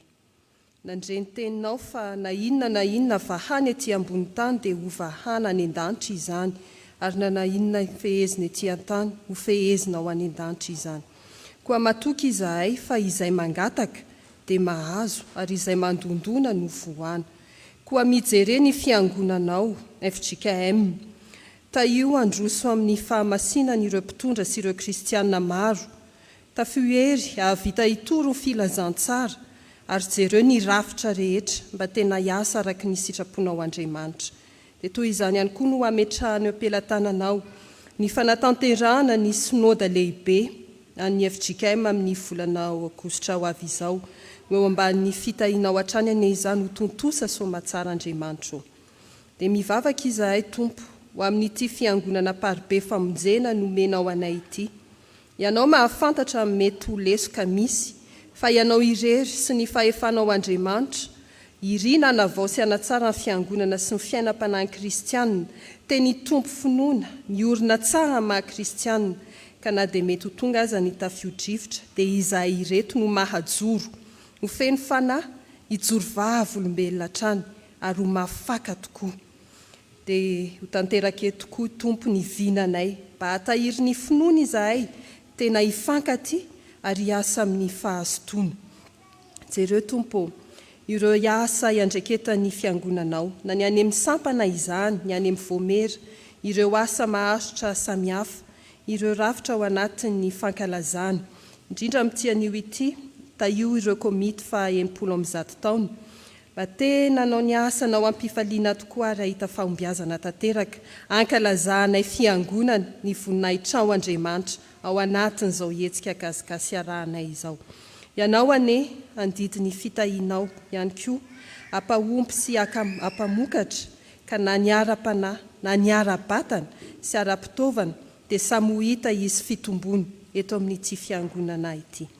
Tompo, mivavaka izahay ho an'ireo havana matsakaiza trapahoriana, miombina amin'izy ireny izahay. Mety fisarahana an-tany izany, mety tsy fisiana, mety azo ny tsindry azolena ny akamarony. Ianao mahita azy ireny, ary ianao mahita io mpanomponao io, atanjao ny finoany ianao, ary eo ka mbola nantenanao hatrany izy ireo, afao amin'ny alahelo sy ny vesatra ary ampahereso tsy ho sasatra, fa izay miara-dalana aminao tokoa Andriamanitra, no manana sy mahita izany fiainana be dia be izany. Toy izany koa no ivavahanay ho an'ireo marary, na izay tratra ny aretina Covid-19, na aretina mitaiza, na areti-tsaina, na aretina isan-karazany. Taio ary sitrano ireo mpanomponao ireo, toy ireo mpitsabo izay mikarakara ireny. Ianao hatrano mbola ampitombo ny fahalalana sy ny fahaiza-manao ety manasitrana isehony ny voninahitra ao. Mivavaka izahay ho an'ireo mitady vahaolana amin'ny fiainana. Ianao no mpamaolana no andrandrainay, anampy ireny mpanomponao ireny. Manapia ary valiovavaka ireo izay mitalao aminao andro aman'alina, izay heveriny hahasoa ny fiainany araka ny sitraponao, ampio izy irery ny Tompo, fa ianao no fialofana tsara indrindra. Tompo, apetraka aminao ny herinandro vaovao diavinay ity, fa izay ombanao no feno fitahiana. Jereo sy manampy ireo izay miatrika zavatsarotra isan-karazany. Ampio izay anao fanadinana, taio amin'ny asa mandraharaha izahay, ataovy mahita fity amin'izay atao, ary indrindra tsy andao ny lalanao, fa hijoro kristiana manana finoana entitra, andresy lahatra ny hafa. Dia ny voninahitra ao Andriamanitra no iseho amin'ny fiainanay, amin'ny fiainan'ny ankohonanay, amin'ny fiainan'ny fiangonanay. Izany vavaka izany dia ataonay amin'ny anaran'i Jesosy Kristy, ary atambatra amin'ilay vavaka nampianariny manao hoe: Rainay izay milalatra, ho amasinina ny anaranao, tonga ny fanjakanao, atao ane sitraponao, ety atapaka ny any lanitra, no anay izay alasahaza ao anay, ary mamelany elokay, tahaka ny mamelany izay meloka taminay, ary aza mitondra anay ho amin'ny fakam-panahy, fa manafahana ny ratsy, anao fanjakana sy ny hery, ary ho voninahitra mandrakizay. Amen. Tonga ny famaranana izao tapany voalohany ao anatin'ity fampompivavahana ity sika riavana. Ao kitsangana ny fiangonana. tanterahantsika ny hira voalahatra manaraka.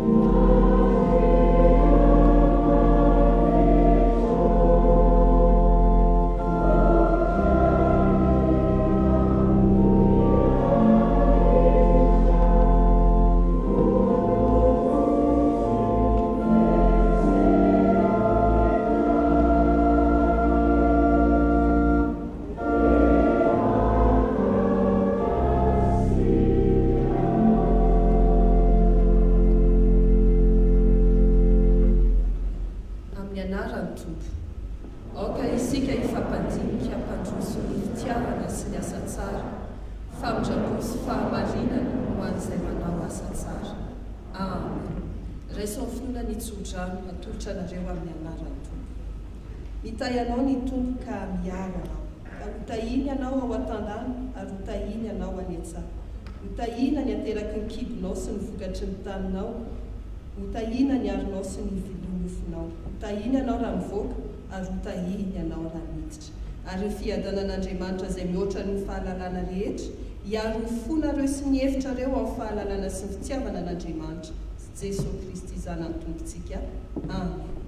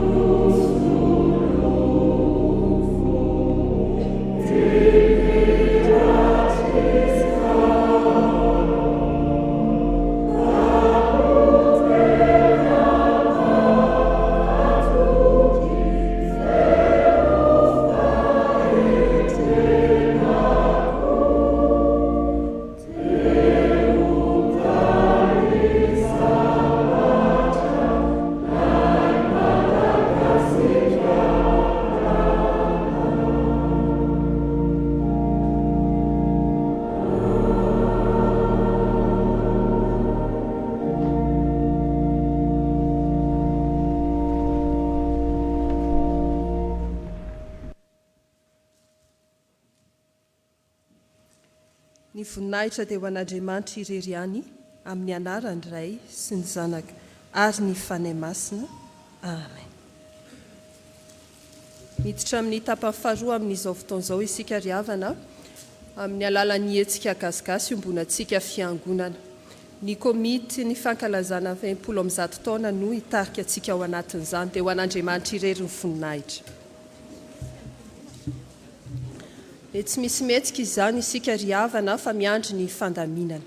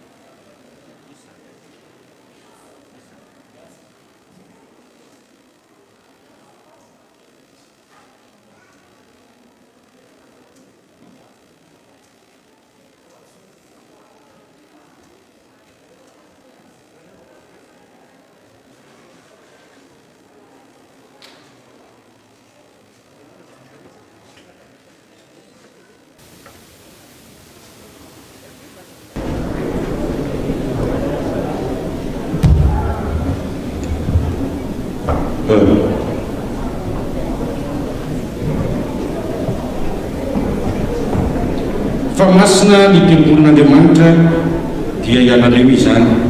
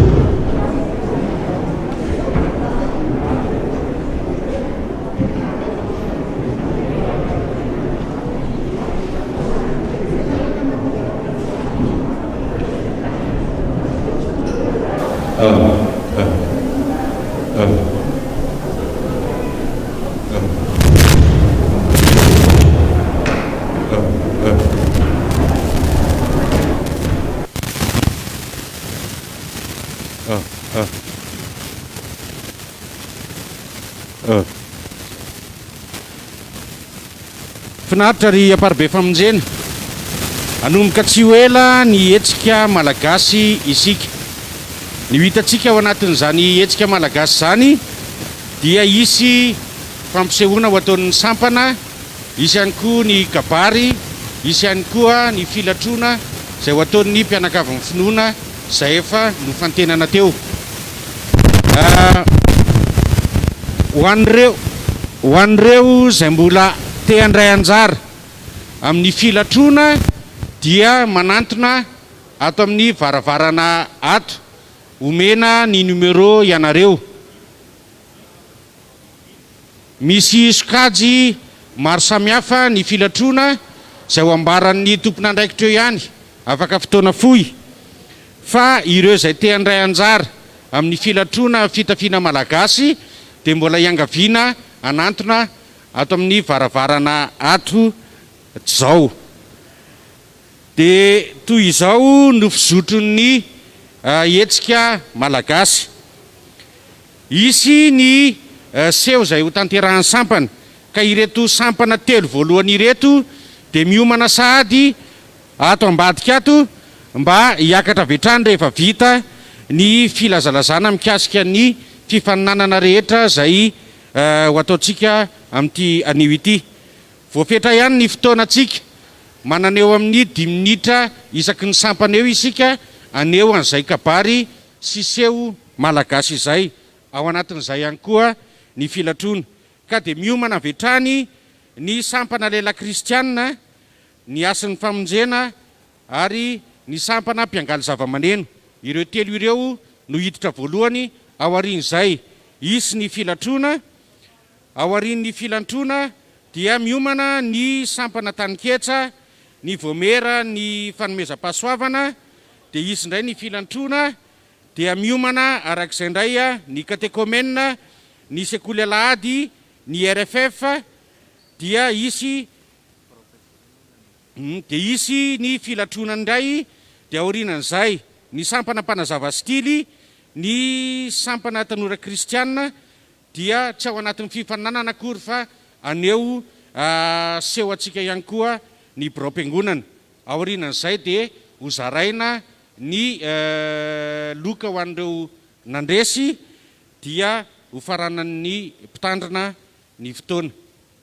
Mariana fa isy ihany koa ny fizarana vatomamy sy arendrina ho antsika rehetra izay manatrika etona, ary isy ihany koa ny fanomezana vorona ho an'ireo rehetra izay mandresy ao anatin'izao fifaninana izao.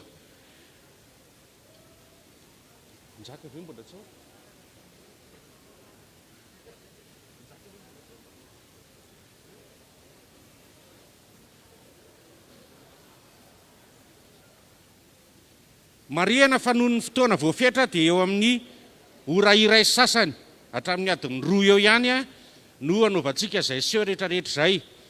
Dia afaka ihany koa tsika izay aty ambany afaka mipetraka, efa nahazo fankatoavana tamin'ny braom-piangonana moa, afaka mipetraka anankitelotelo ihany tsika ety amin'ny W ety ambany. Ho an'ireo izay te hidina ety ambany zany, ho an'ireo any ambony moa dia efa tafapetraka eny, fa na izany na tsy izany dia ajaintsika foana ihany ny fipetra ara-pahasalamana, ny masika tsy miala, ny fifampikasoana be loatra ezana mba tsy hisy ihany koa. Dia angatantsika ny tompona andraikitra mikasika ny fipetra rehetra amin'ity fifaninanana ity androso.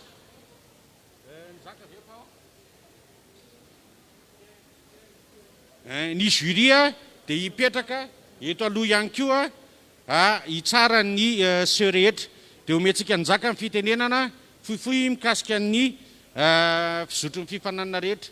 Saotra tompoka. Mankatsitraka président.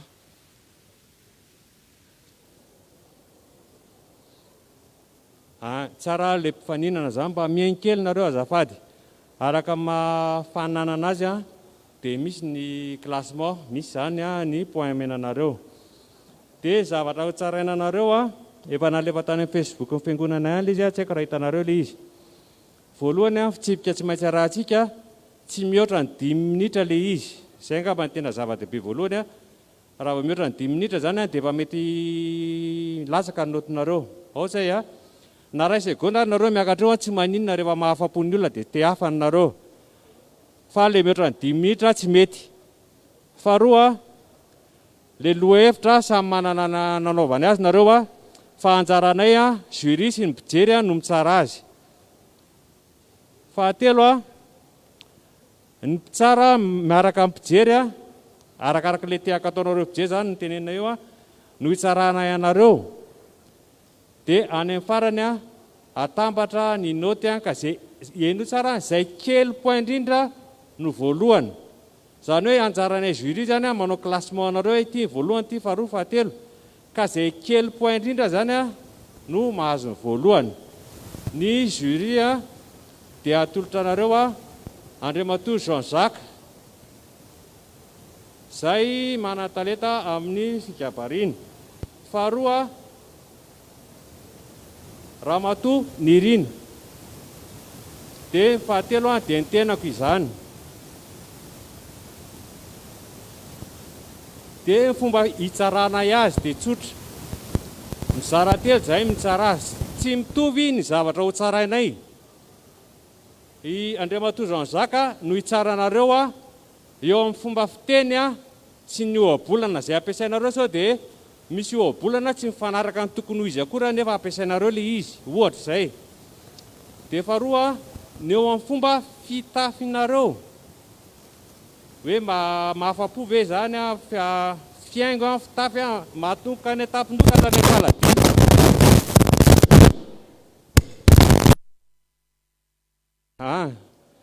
Dia ny fahatelo farany ny fahatelo farany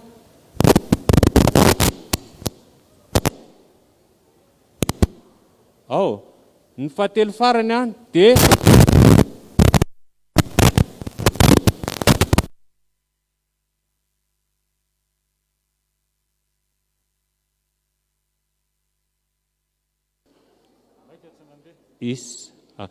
ny fahatelo farany dia ny fomba fidiranareo sy fivoahanareo amin'ity sehatra ity. Zany hoe aza midororo be zany nareo tambony sehatra fa mikoty daholo zany ny fomba fiakaranareo sy fidinanareo sy fomba fampiasanareo ny toerana omenanareo. Dia makasitraka indrindra voninahitra dia ho ataontsika ho an'Andriamanitra irery ihany. Sora tompo. Eny tompoko anomboka isika fa alohan'ny tena anombohana dia fotoana manokana androany ka noho zany dia hipetraka telo isaky ny seza isika. Le telo isaky ny seza kosa mba mahitsy ny amin'ny sisiny indrindra dia mahitsy ny ao ampovoany fa tsy hoe le olona telo mifanakaiky ato daholo. Tena misy mahatsiaro voma tsy ataloha ato. Isika ny ambonin'io zany dia mba hajaina ny 5 santimetatra. Elan'elanareo samy mahay manisa. Ireo zao misy mifampikasika ny sorokany tena tsy mety mihitsy fa aleo hajaina izay dia handroso isika. Aiza ny mahita aty ambany sa ny ambony? Aty ambany mantsy mbola malalaka be. Eny tompoko.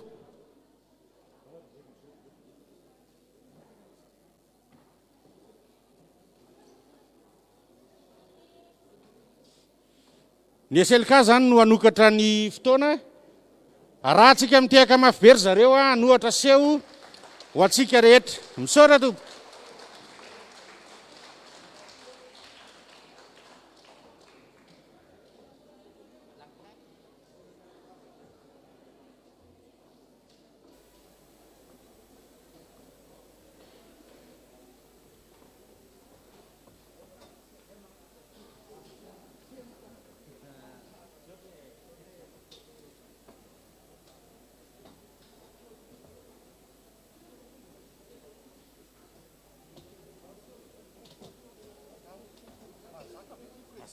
Masaky.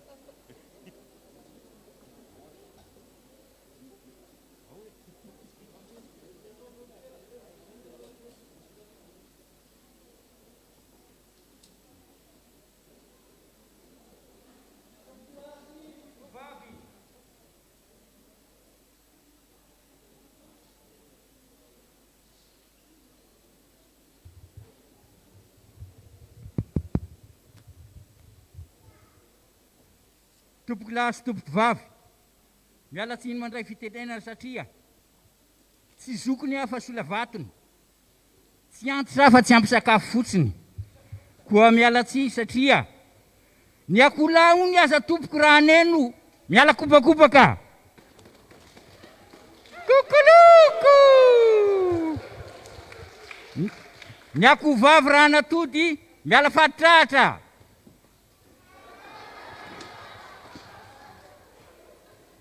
Ny ombalahy raha hitrena miala saritandroka.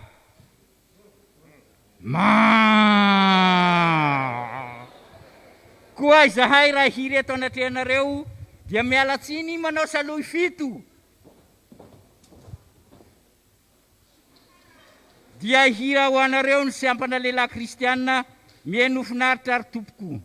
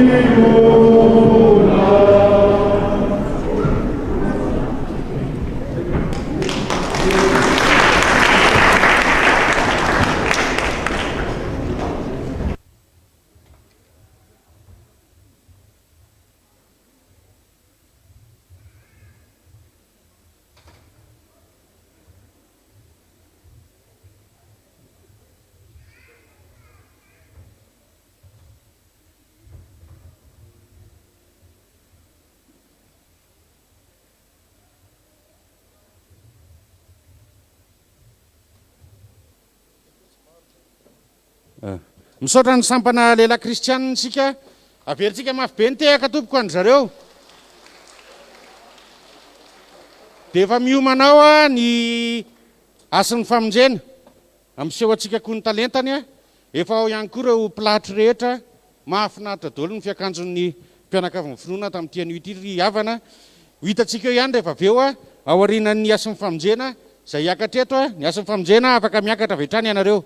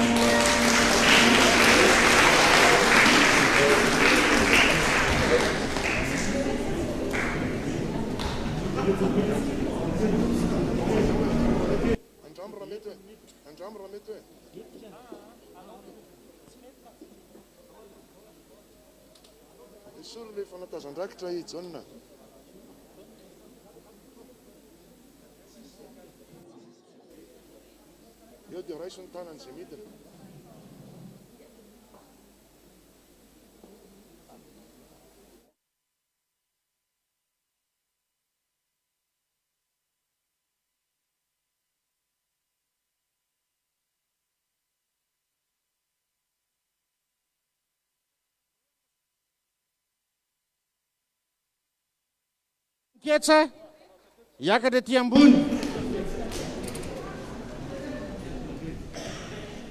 miakatra ny sampana tanketsa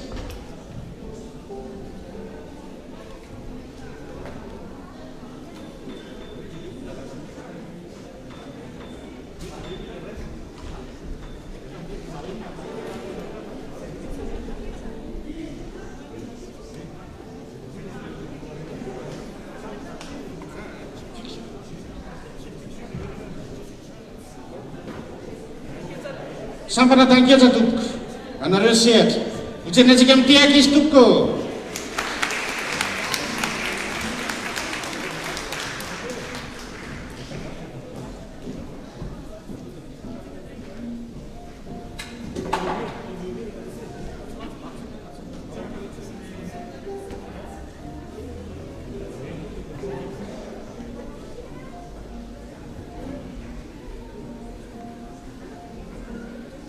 ao arin'ny fampisehoana ataon'ny sampana tanketsa dia hiditra amin'ny filatrona tapany voalohany isika efa miomakomana daholo ireo rehetra ilatra mandroso ery anoloana dia mivoaka aty amin'ny varavarana ilany.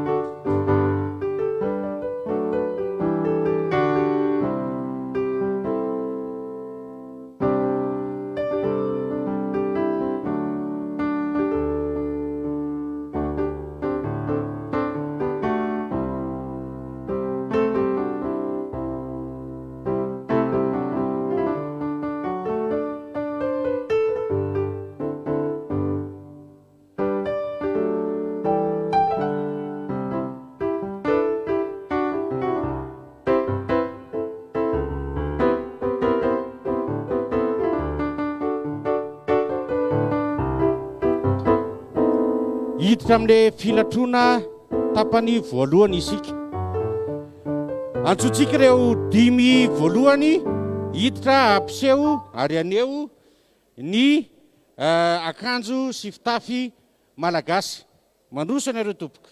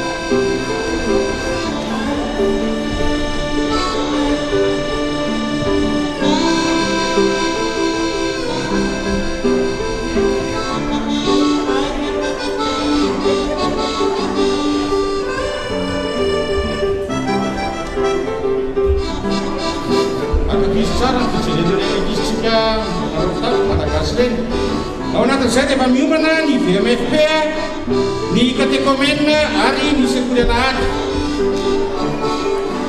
VMFP, catéchomène, sekoly alahady.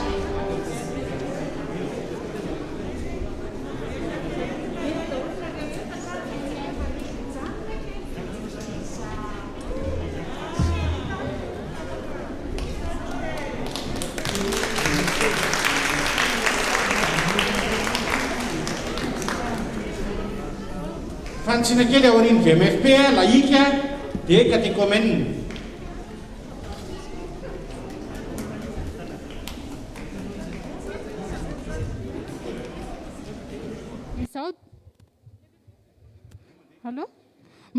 Izao dia solotenan'ny VMFP, hanolotra kabary ho anareo.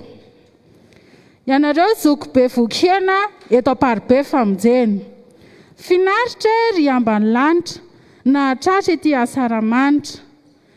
Ry sampana manatrika taona, ny vokovoko manga hoy ny zokon'ny ratsana fanantenana, ny asan'ny famonjena zokon'ny taniketsa, ny sekoly alahady na zandry azafanaja, fa ny azafady koa zokon'ny resaka. Koa manao azafady fa hiteny ny fanomezam-pahasoavana, azafady no atao, be dia be fa ny hiteny ny VMFP. Azatsindry izy mianakavy fa tsy miambo tsara nify ka hitsako alohan'ny vazana. Na teo dia rain'ny goaika ka mboly voanjo ririnina, fa ataovy toy ny vomangabila ka any atenda no manitsy azy. Analatsiny moa ianareo faly izahay, tsy anala ianareo tsy raharahanay, fa Jesosy Kristy efa nahafatsiny anay. Ay, ianareo koa ka dia afatsiny isika. Tsy ho kizy fara na ho folaka an-datony, tsy voatelin'ny coronavirus fa indreto tonga an-jatony. Kora afaka antsiny fanalan'ny vava, ny fondro fanalan'ny molotra, dia ny asina sy ny arahaba tsy atao am-paosy ka aterina ny vasakosy ho lasan'ireo mpangaro-paosy. Fa atolotra antsika manatrika taona ny arahaba madinidinika sy ny akory fadi-pantenina. arahaby ary aparibe famonjena tonga izao faha-enimpolo amin'izao taona izay ary noely arahaba fa sosesehena no iainana izao manoloana izay ary noely ary mpianakavy ny finoana fa izao no afatra avy amin'ny VMFP mijoro tsara tany ny finoana tsy ho solafaka eny an-dalambe safaly mahita ny lalam-kodana ka izesy tamin'ny fiainana ifaly ikorana irevy ifoka igoka anao ny adalana fa mivava mibeba raha mbola anio dia ny anio fandrao tara ny apel rehefa ho avy Jesosy eny amin'ny ciel dia iaina izany vina ilay vina efa nekeny ka ny finoana tsy hidiny na tehirizina ao am-po ka hoe ilaina voavoaka fatahorana hitsoaka fa hijoroana hanompony amparibe mahatahiry ny finoana tsy hifanilika andraikitra ka hifandramatra hifanaikitra fa hiara-dia hifankatia dia tandrovy aza malaina na koa betarainy na debe ny asa tao ka hivory lava izao fandao irotoroto hiasa ka azoto anompo ny tompo mankasitraka tompoko lahy mankatelina tompoko vavy misaotra betsaka ny VMFP tsika nanolotra n'izay kabary tononkalo izay dia hiditra amintsika indray ny sampana laika ny laika tsy hanao sewa tsy hanao kabary fa amin'ny eo atsika indray ny fitafiana malagasy zany hoe anao filatrona mitokana ny laika tsy anayntsika mitehaka mafibery zareo laika mandroso ianareo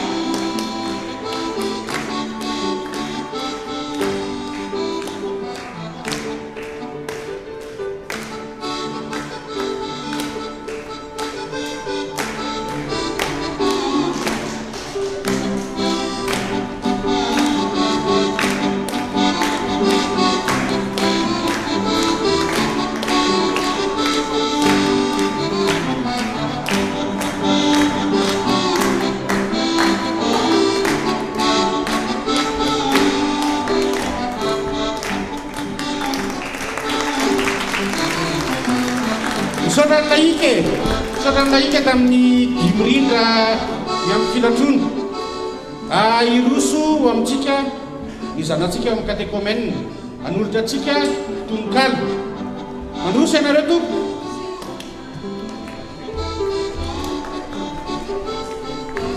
mena teaka izy tompoko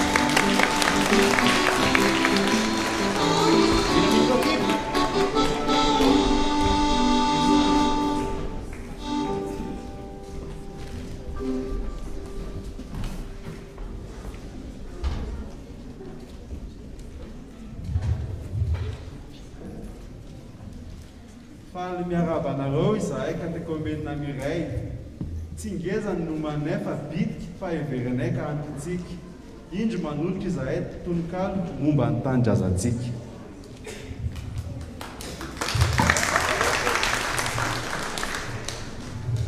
fotsy mena maitso ireo loko mampiray anay fotsy mena maitso ireo loko taninay maro fiteny kanefa feo mampitambatra ho iray satria Madagasikara ilay tenin'ny avinay Madagasikara ilay nosy malalanay ilay firenena ireharehanay io no lova napetraka ho an'ny taranaka lova sarobidy navela ho anay zanaka ilay tany nampitempo ny fonom-pitolony nampitsiry fitiavana tao am-pony zatolony any ka nafoy anay ny ainy anavotana ny tany fitiavam-pirenena no any nandriany fotsy mena maintso ireo loko mampiray anay fotsy mena maintso ireo loko taninay maro fiaviana izahay kanefa taninay ty iray satria taranaka malagasy iray izahay.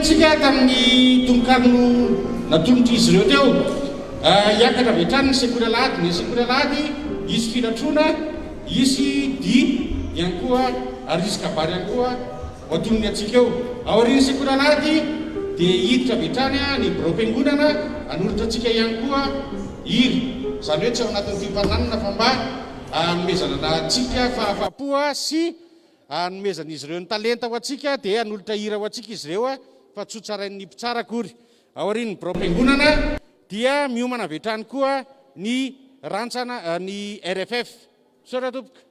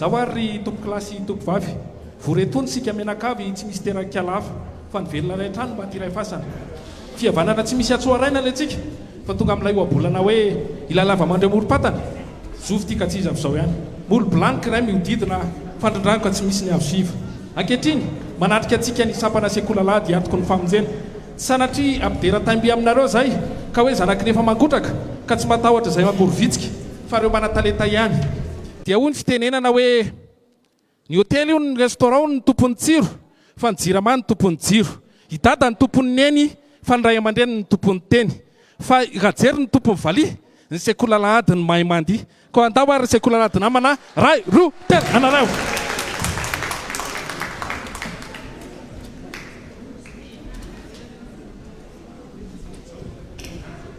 mangataka ny fiangonana rehetra hiaraka andia aminay amin'ity fihetsika ataolongo le fihetsika mirindra asehonay ity ndao ary fiangonana rehetra satria sekolalahady dia fiangonana ary ny fiangonana dia sekolalahady manasa antsika rehetra toko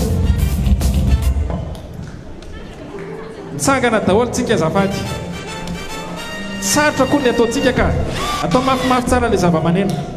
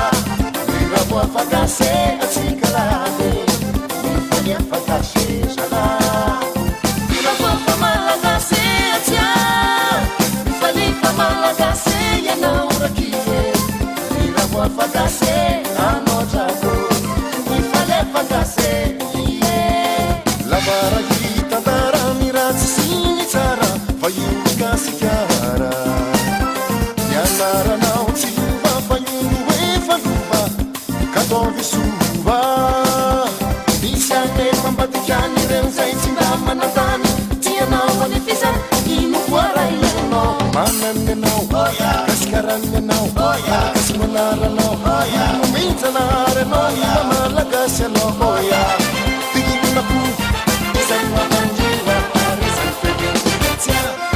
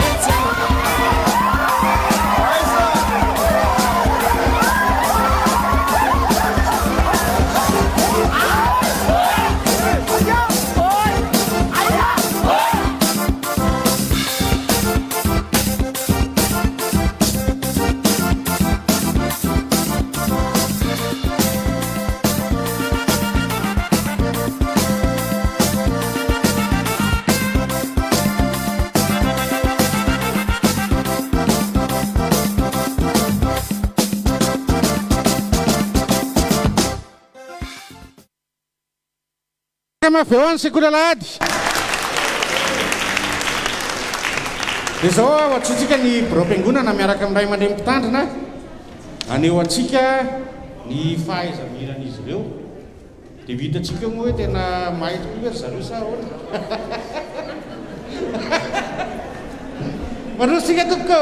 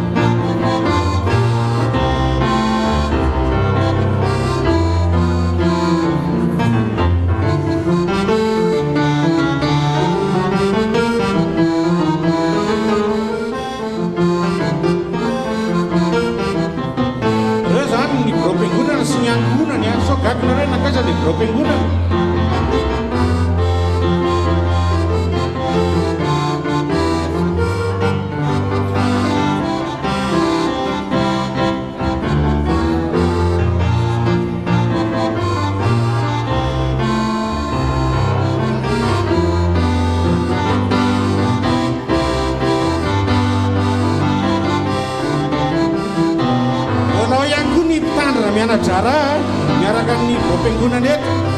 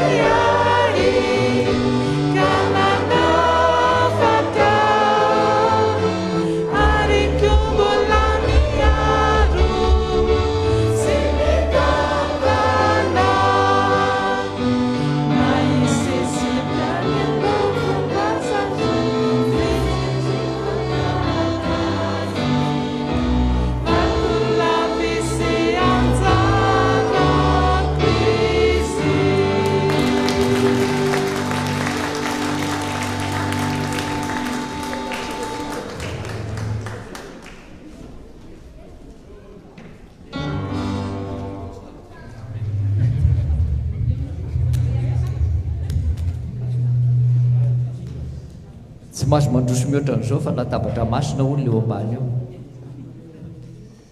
ity zany bonus miborom-piangonana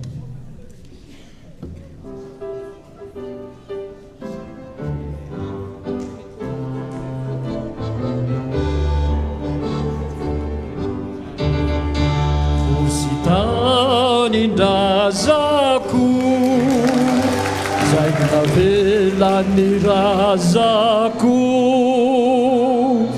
hafoko anao ny rako ry Madagasikarako ano masina no valapary mameviny voko rehetra fankaty tsy ampisaraka ny malaga sy miaraka dia manitro minday ty tanina ity tany zay nomenao anay lovany taranaka Madagasikara ho an'ny malagasy malagasy kosa ho an'ny Madagasikara.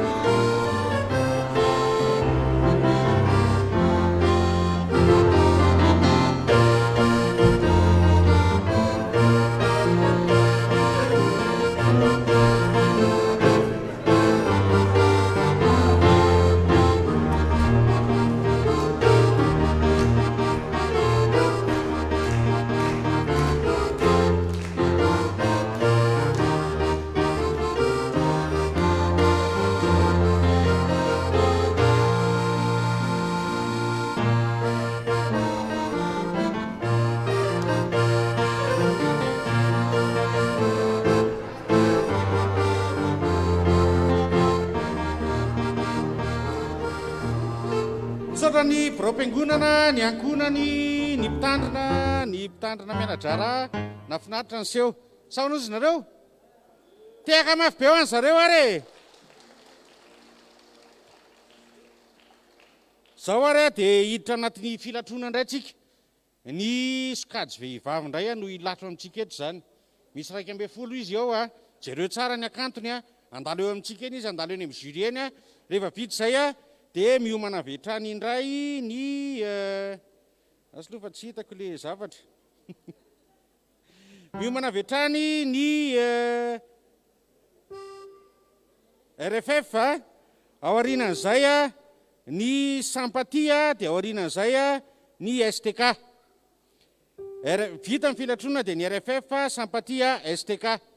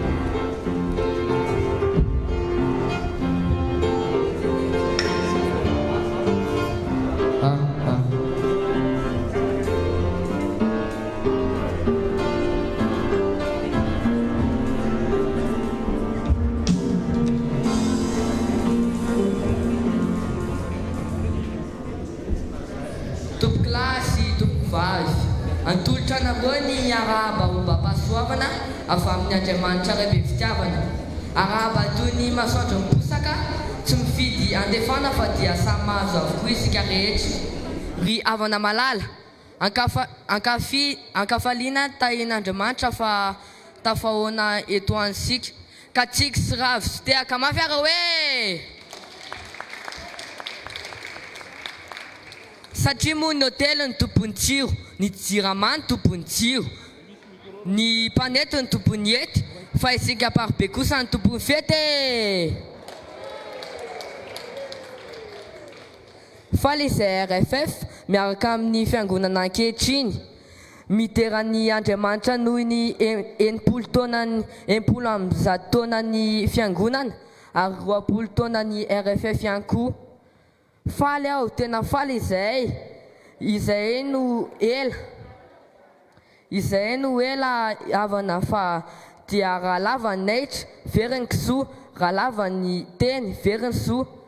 Faly izay RFF manolotra anareo ny ireto hira roa, arahabanandrina dia volana. Misaotra anareo naharitra hatrany farany satria ny fisaorana dia sitraka enti-matory. Ny fisaorana dia toy ny faralavavany ka tsy lava amamina, ko mankasitraka sy mankatelina samy ho tahin'Andriamanitra. Manasana reo hira aminay. Ni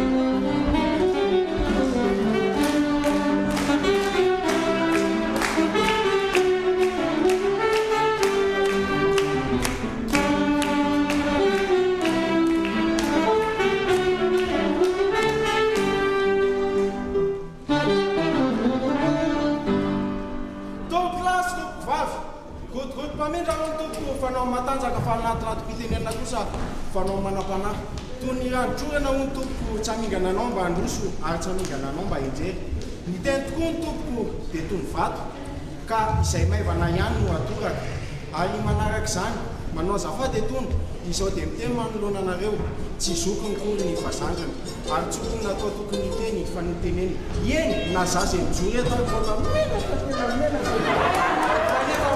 no safidiny tao amin'ny sampelam-piangaly zava-manena hoe raiso ny teny ndre matoa dia ny raiso tokoa satria sorondohany ho azy zany tsy sahana tompony izy ireo nanao tahaka ny Esau tamin'ny nanakalo voninahiny tamin'ny Jakoba zandrany tamin'ny fitiavana tsaramaso fa zandry manio aho ary zoky aho voateraka ary kio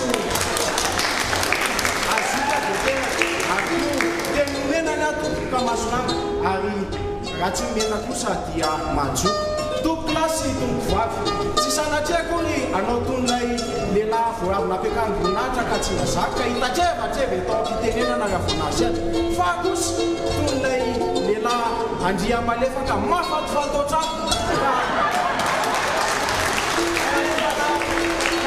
malefaka noentina miteno manolony zany manao azafady ihany koa azafady manembina ray aman-dreny tandrona manao azafady manembina ry ray aman-dreny sokobiary maso azafady tananjona ry tanora mitovy lahatra any manao azafady ihany koa ry mpianakavo finoana avy eto amin'ny efidrika mamparibe famijeny tsy zokona fa zandry ary koa ny tena gravy dia zao tsy tony le B8 le mitondra manam-pahefanirena fa tony 4 chevaux entina atao iwatina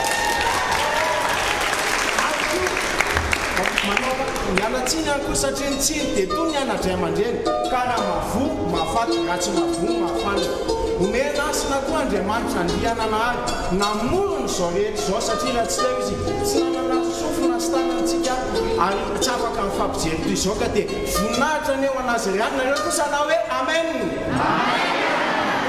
ary zany hoe izy menakafo fa no zao asaramandro zao dia fanomeravantsika finaritra hono tompo tsy fidoboko ny tsipopoka na ny fidoboko ny tafondro na fotoka ny tsipopoka na ny jiro mamasina na ny délestage ny antsika isantarana zany fa kosa ilay fanomeza mboninahitra an'Andriamanitra hatrany nanomezantsika day zany tokoa ela izy menakafo fa dia mitratrany hoe nandrindra tokoa amin'ny asaramanitra mbola tampivelomana indray nanomezan'Andriamanitra antsika amin'ity an'ity ho afaka migeja ny corona virusany isika menakafo ny ho afaka mirisirisi-na sy ny aretina samihafa betsaka tokoa zavatra tiako ambara aminareo kanefa tsy voalazaka fa feno angamba ny fitiavaka fa kopakopa tanàna mangina ihany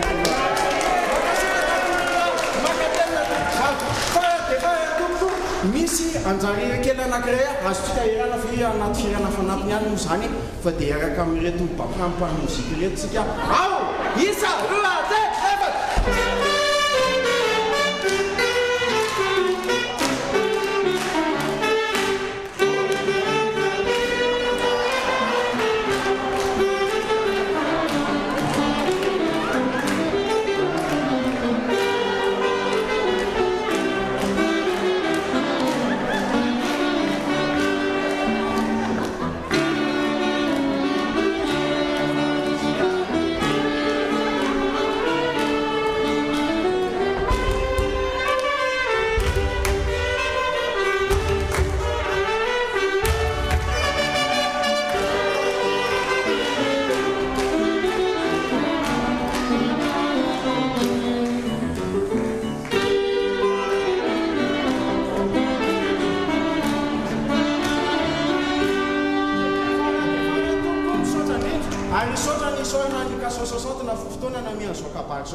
isorana zingana manokana ianao dia matoa iandry raha maro izy dia vanjy tsy mena ny tafa bogosiny sara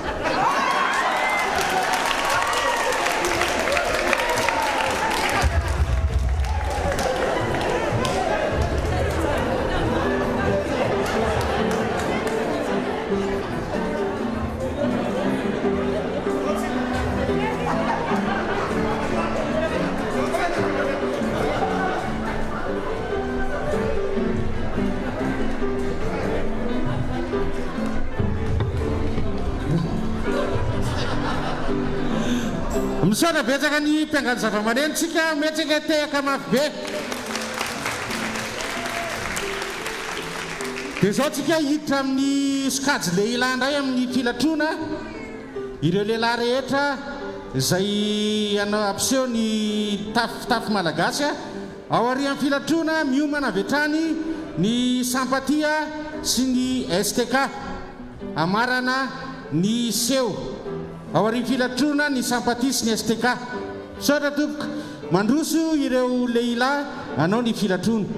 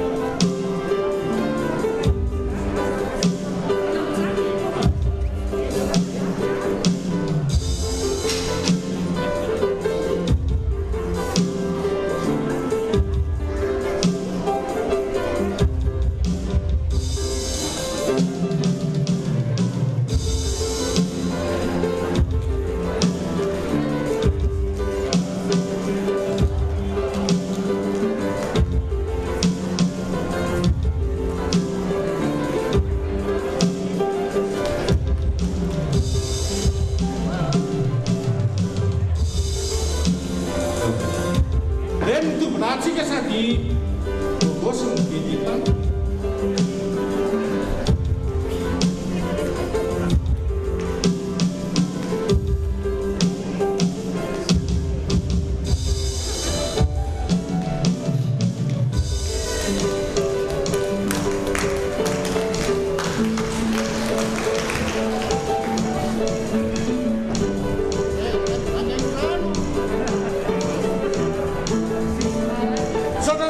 beton satanareo tamin'ny filatora dia miomana vetrany ny samy manampanazava stily hiakatra ety ambosera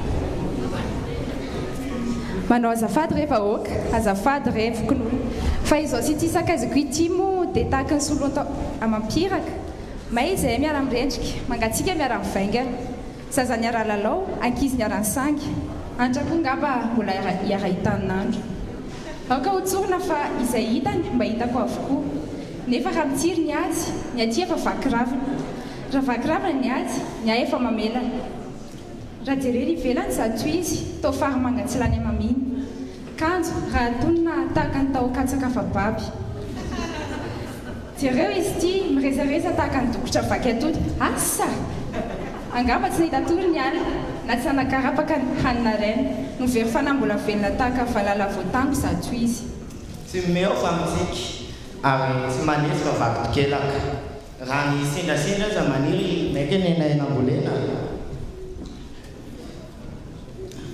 mihafahafa zany tsiry maiky nenay voakolokolo e okilama dia mbola tsy nitanety may tsy vohitra firetra fa tsy takay akory ka tsy halala dia andambo tsy vahiny ka atory lalamina mihoatra ka jokoiny fa mitra talahoiny fandeha tinday ka mena ary tenandrina ka mivaivay ka aloha ambony aloha ambany sao tsisy taolaka leva to mitady be fiavy zato izy to vatravatra fanantony moramora ihany ry sakaiza sao miazakazaka tratra miadany to biby lava tambary ity ireo olona ka terna dia mamelotsoratra tanalaapaizy kely ka sy aina dia mipetroka tsy mipotsatroka amin'ny olo-tsahalara ary tsy mikoso maso amin'ny tovosaranga koa miadaka ta sao hitsy amboninaitra tozo anao tozo ay ary sedrainao sedray maro ane lerony misy azo dadany toanao izao e izay lasa kolovoeny fotsy toa ny akolay vahavaratra lasa koa lehilahy fotsy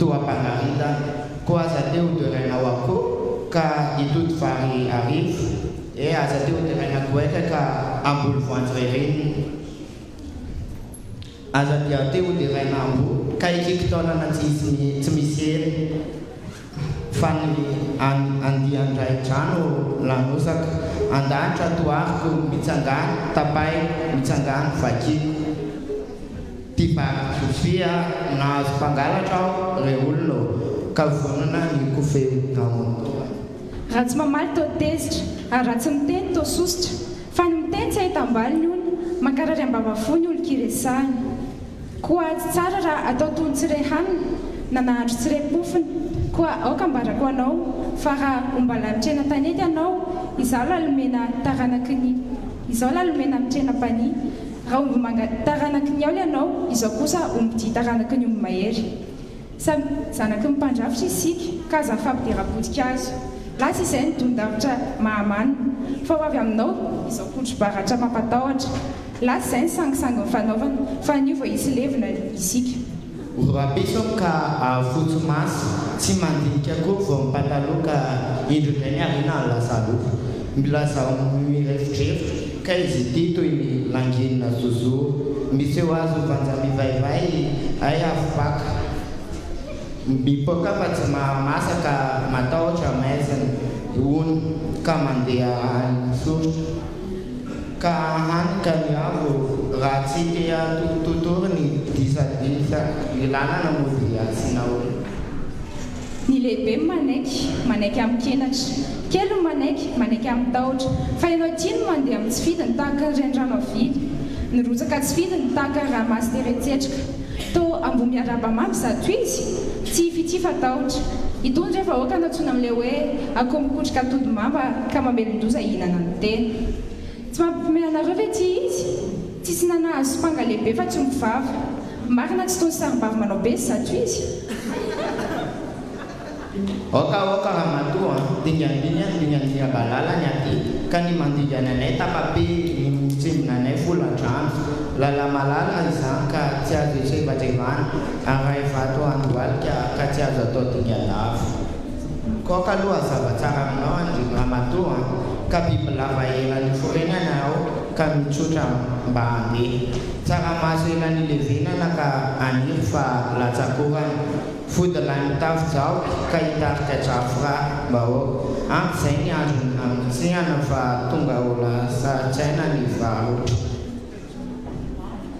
hakapoka avia io ivilivily hanotaka havana ivelivavaka avany dada sa avany izato rano tapatsiny na otsaka ka dia niotsana fa raha rano tsy mahafensina ndre matono fititseran-kibo very sasaka mpitondrana ka eto mody aloha ka nafisainana tsy mba azo intererana ny ohatrotony reto itony tokoa ilay filazan'ny taolo hoe hazo eny andrarakasina mirorona irery fa azatanana moaka fa azatoiny melika io fa azatambiny raha izao ianareo roaiko eto io azakany fanamy tamin'ny ratsy fa ndrao tsy tiany sy hojereny mandeha ana miala eto mihitsy sao bongeto ny maso vaketo ny orona ary hitsany eto ny nify ny tranompolona ngate vita amin'ny vava ary tranokala ny vita amin'ny letsipeneniko tsy misy lehilahy tahaka ny vatandre fa raha itsingevamorona tsy midely ary raha tsy misy ahita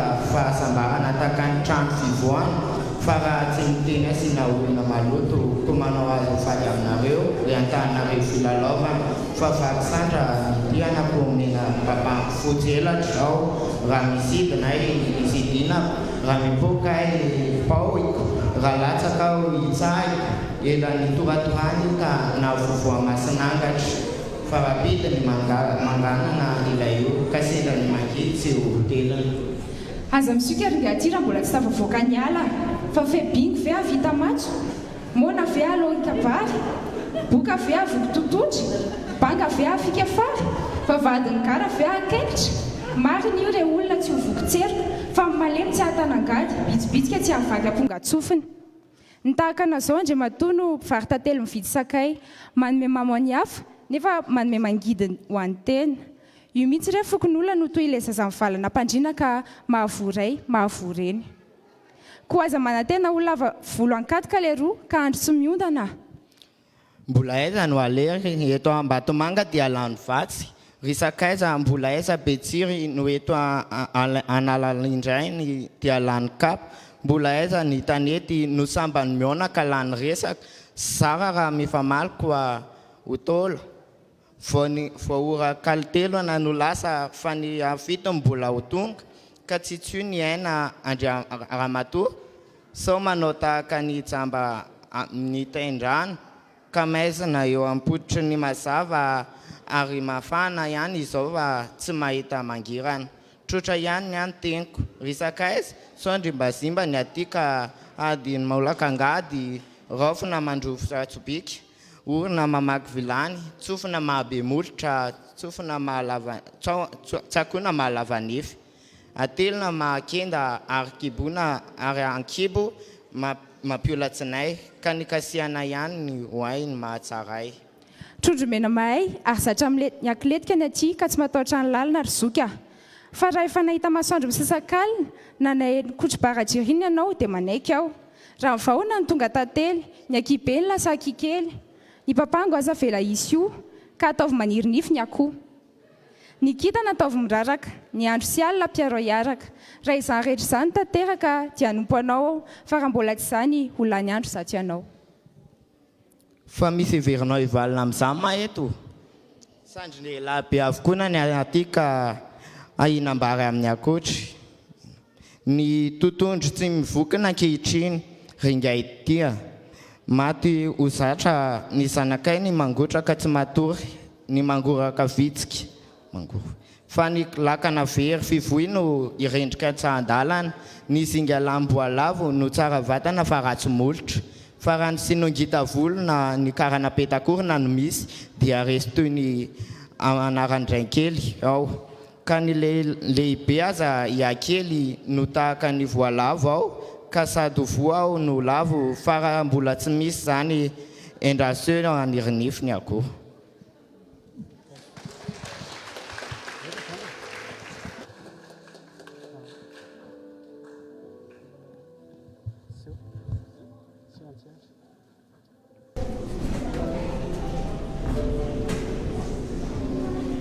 Akory avy any afaritra ambany Madagasikara ny fitoerany Fokatandroy, mifaritra avy mitoetra ny Karimboly ary ny afanana kosa mitoetra ny Marivato. Ireo foko ireo dia mitoetra ny fanjakany Zafimanaraka amin'ny faritra ny Fort Dauphin. Ny ady sy ny alatrombo ny tena mitotongana ny afaritra ny Atandroy mandrapatonga ny fanafiana izay nataon'ireo vahiny. Tany maina ary sarotra ambolena ny ainan'ny Atandroy ka ny fiompiana ny tena antom-pivelomana. Tamin'ny taona 1970 ndraiketa ihany ny solon-tsakafon'ny fiomby dia amin'ny fotoana ny kere dia ho an'ny olona koa izy ireo.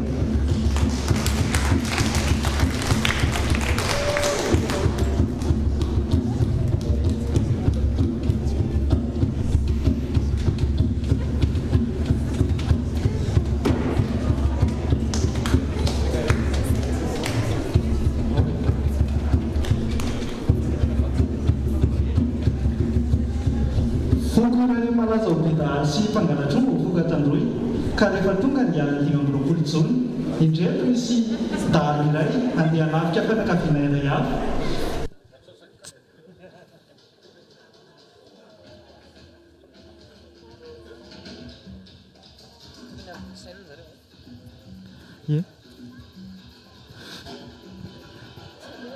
Tsy natohitra ireto mpanafika moa ireo fianakaviana iray ka ankalasan'izy ireo ny omby.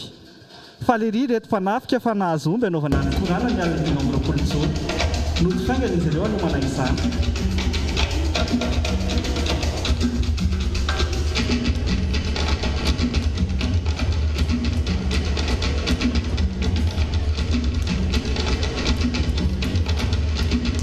Malaza tena tia korana ihany koa ny Fokatandroy ireo ka no tonga tany tanàna ireo dahalo dia natsoina mpiray tanàna hanomana ny lanonana.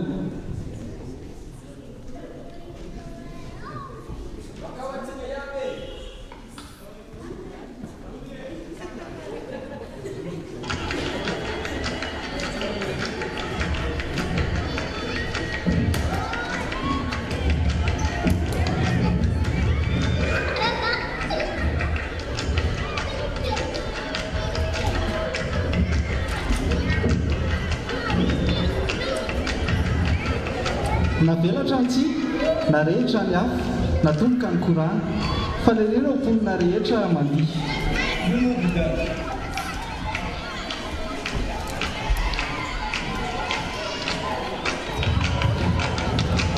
Ny ankizy kosa moa manao ny arendrina izay ilona fa ny arendrina dia manala ireo faray ratsy izay misy eo amin'ny tanàna.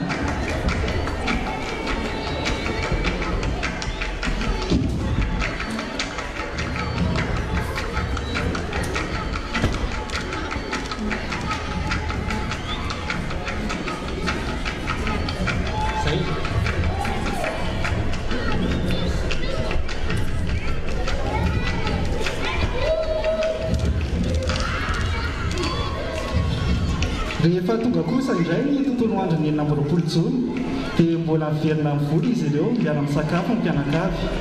Avelatra ihany ny tsi ary arosony sakafo ka miara-mihinana rehetra. Tamin'izany vanim-potoana izany moa dia mbola tsy nisy ny fahitalavitra ka ny any ataon'ny olona dia mihaino tantara ataon'ny ireo zoky olona.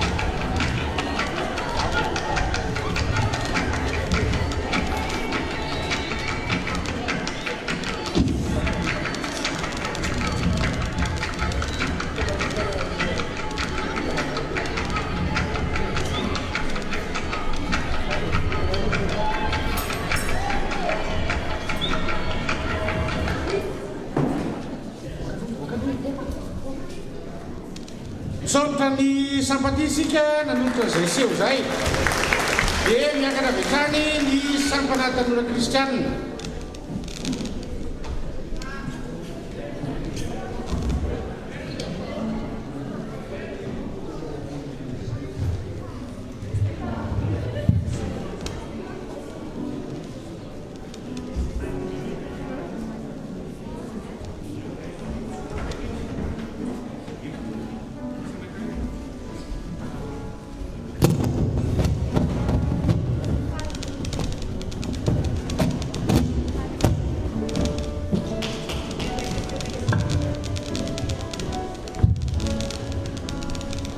Miarabantsika rehetra vaomoka malagasy amin'izao asaramanitra izao.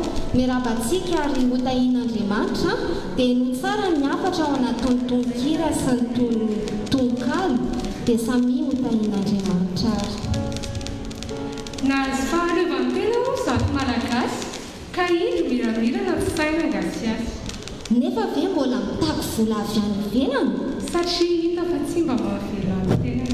Ora gasy eo. Mino ve ianao fa afaka? Raha arabola aloha dia hita fa solafaka.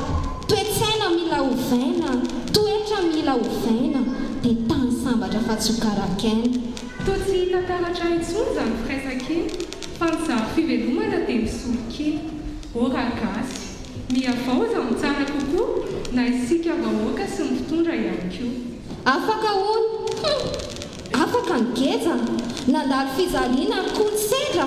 Afaka ve na tsy fahaleovan-tena nefa ny vahiny mbola iakofa mbola mena. Ora gasy, miarena mitsanganana dia ho sambatra ka ny fihavanana sy ny firaisakina no atao sambatra. Mbola tsy afaka ianao raha mbola miankin-doha teny vitavita hoe Madagasikara soa. Jesosy tompo, tahino nosinay mba hafao anaty aizina maminay ka tsy io koa ny fony tsirairay tsy hisaraka ho fasika fa ho vato iray.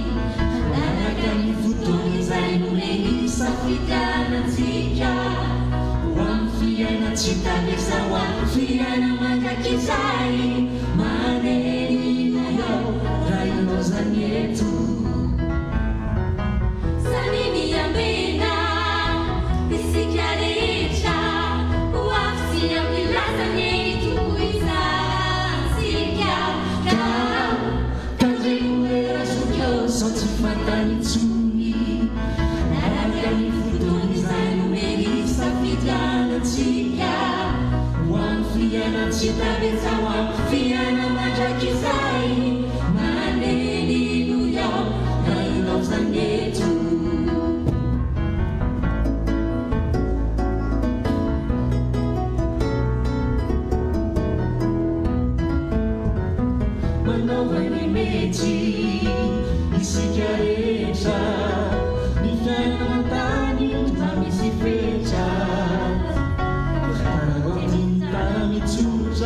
Tsuga, Tsuga, Tsuga,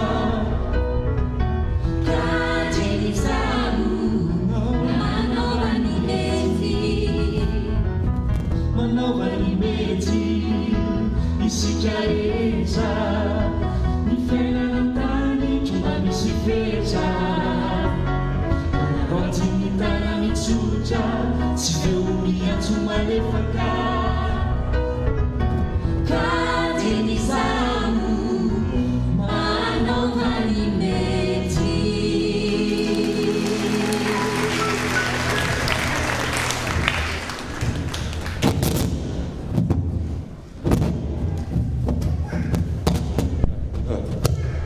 misaotra ny astekatsika metsika tehaka mafibery zareo aloha zareo a no namarana ny seho tamin'ity etsika malagasy eto Ampalibe famonjena ity ometsika fotoana ny mpitsara isitaka kely a alohan'ny hanomezana amin'ny valiny koa satria moa anatin'ny fahempolo amin'ny zato taona ijoron'ny fiangonana isika dia afaliana ho an'ny cas 160 no manolotra atsika anio ny hira fanevana izay fahempolo amin'ny zato taona ny fiangonana izay hoen'olontsika izy androany a dia manomboka amin'ny alahady heriny a isy ny mpampianatrira ianarantsika isan-kalahady ny hira ary horedonitsika mafy be a amin'ny ivo ny fankalazana dia mangataka antsika hiaino finaritra an'izay hira faneva izay sika.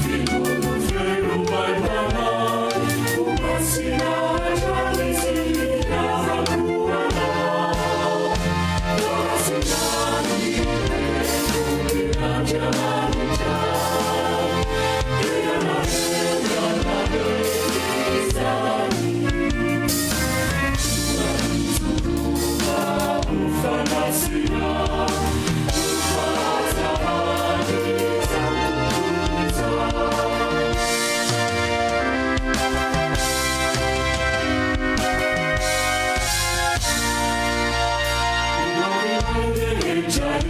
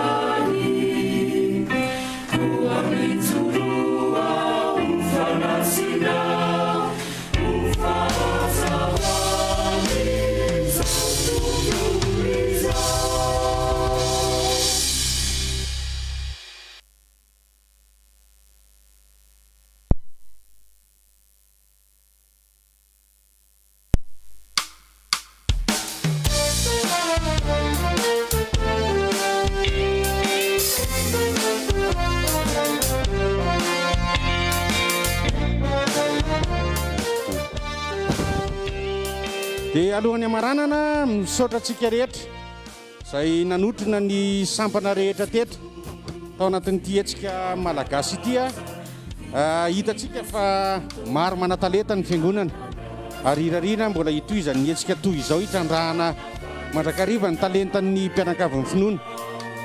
Eo ampiravana eny amin'ny varavarana anankitelo dia izy ny fizarana vatomamy sy arendrina. Ao anatin'ilay arendrina io no apetraka ny vatomamy misy bombo baréao misy bombo saina, misy bombo sakamalao misy biscuit gasy ary misy bombo kanety. Le bombo gasigasy tsara sy le biscuit gasigasy tsara zany mba inazahoantsika mamimamy kokoa eo ampiravana. Miandry ny juritsika anomeny vokatra mialohan'ny atongavan'ny jury nefa dia manentana anareo ihany izahay eto amin'ny 460. Isy ny tsangam-bato ho apetrakitsika ao anatin'izao fankalazana fa 70 taona nijoroan'ny fiangonana izao ka manentana antsika amin'ny adidy izay ataontsika eto amin'ivon'ny fiangonana satria misy anjara ho an'ny tsangam-bato ao anatin'ny fanaovantsika adidy ka manentana antsika re tompoka. Betsaka ny zavatra mbola miandry dia manentana antsika hanao an'izay adidy izay ventsika ao anatin'ity fankalazana fa 70 taona ity. Mankasitraka tompoka.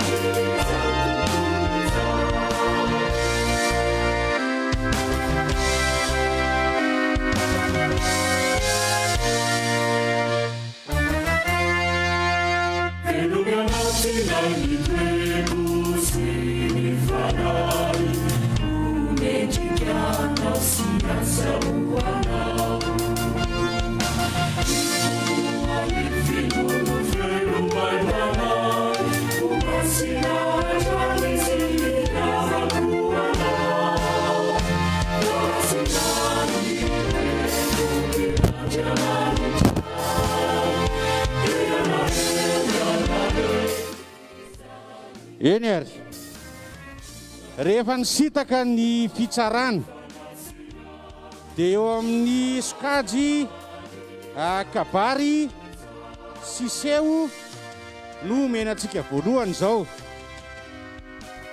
Mbola ho avy eo ny notin'ny filatrona fa ireto aloha no omena ny valiny amin'izao fotoana.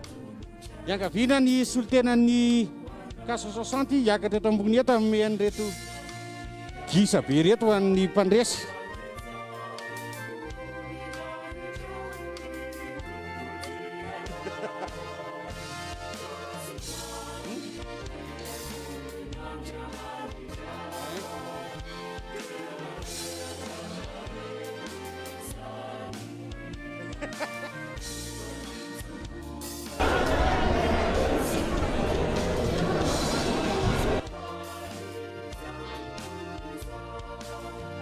Ny nahazo ny laharana voalohany tamin'ny kabary teo amin'ny kabary tena saminahy daholo fa ito ny nahazo ny laharana voalohany dia iangaviana iakatra ty ambony sehatra ny solitena ny sampana mpiangaly zava-maneno. Teka mafy be tompoko.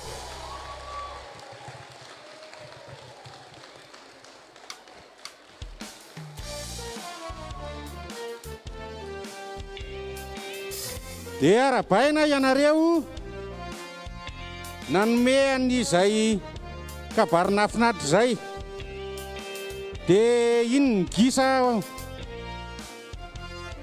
andrahoana amin'ny fanaovana répétition angamba izy.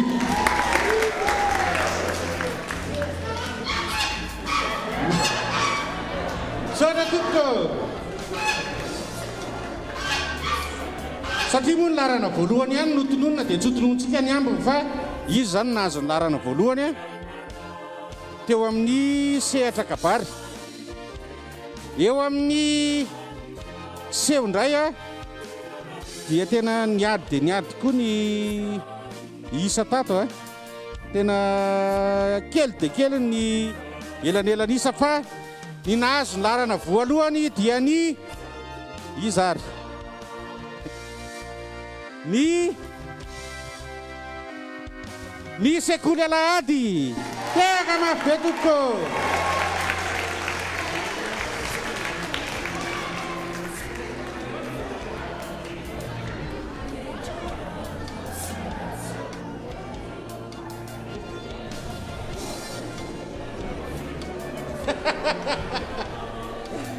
Izy fandrahongisa be rehefa avy eo.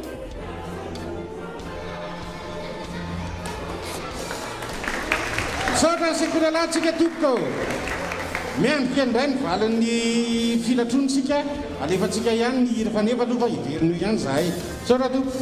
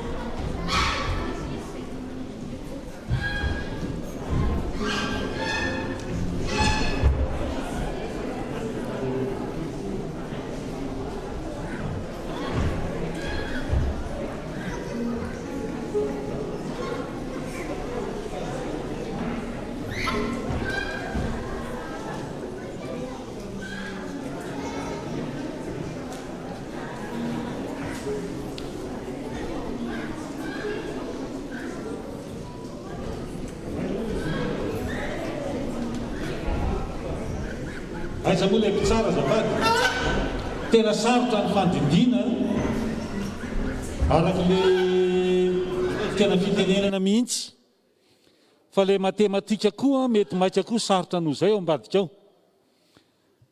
na izany aza na sarotra azy io tsy maintsy fitaina ihany dia aleo fitaina ihany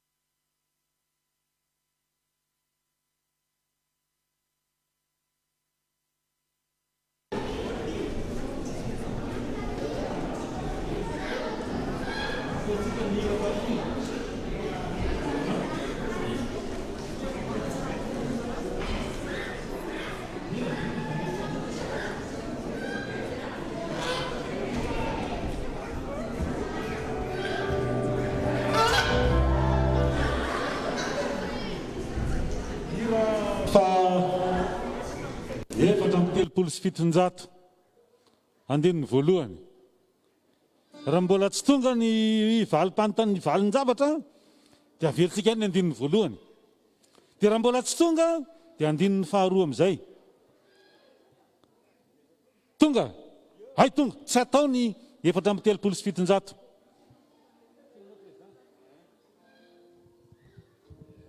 valy ny filatrona zay ho atsona dia mitondra n'le numéro fanamarinana iny hoe izy marina le izy fa sao dia diso numéro ao a misy gisa anankidimy raha zany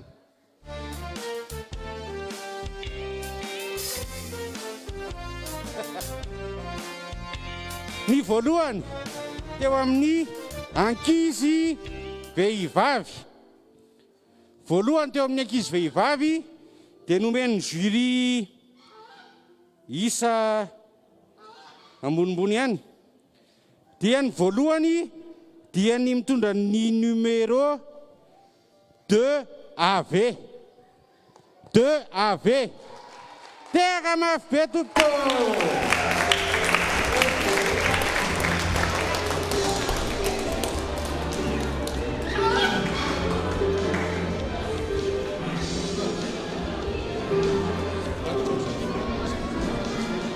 io zany nandresika amin'le fifananana teo ankizy vehivavy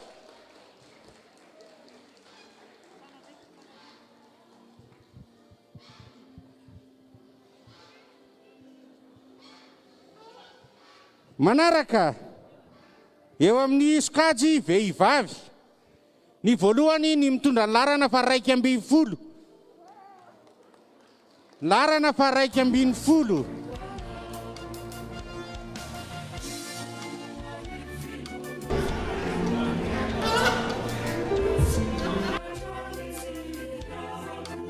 manaraka eo amin'ny sokajy ankizy lehilahy ny voalohany dia ny mitondra ny larana fahaefatra larana fahaefatra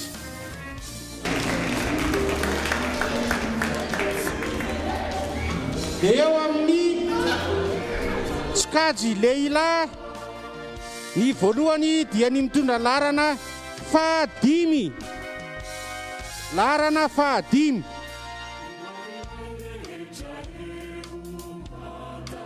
volao ay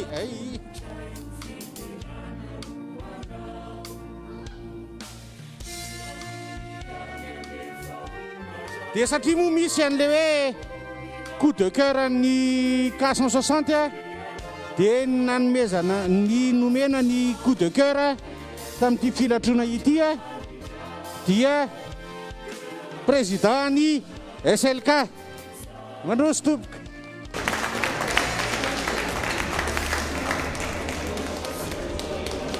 Reo zany dia ho atolotra ho anareo rizy 5 mianadamianaka ny loka avy aty amin'ny K160 dia ny gisa matsiro.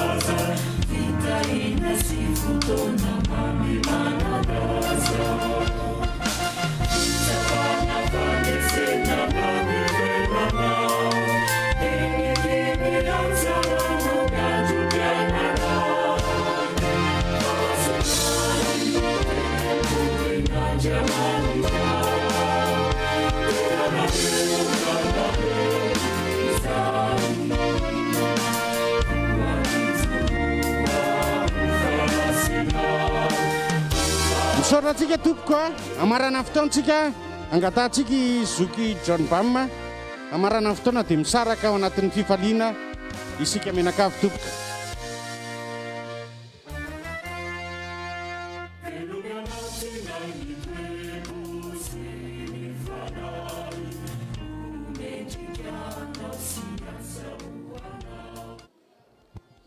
Dia misaotra an'Andriamanitra isika na tanteraka ny tapany faharoa tamin'ny fotoanandroany maraina izay nentintsika nanamarika nentintsika amparabe famonjena nanamarika ny fahaleovantena ary isaorana manokana ny komitiny fankalazana an'Andriamanitra noho ny faha-20 taona amin'ny fiangonana isaorana manokana ny filoha izany komity izany.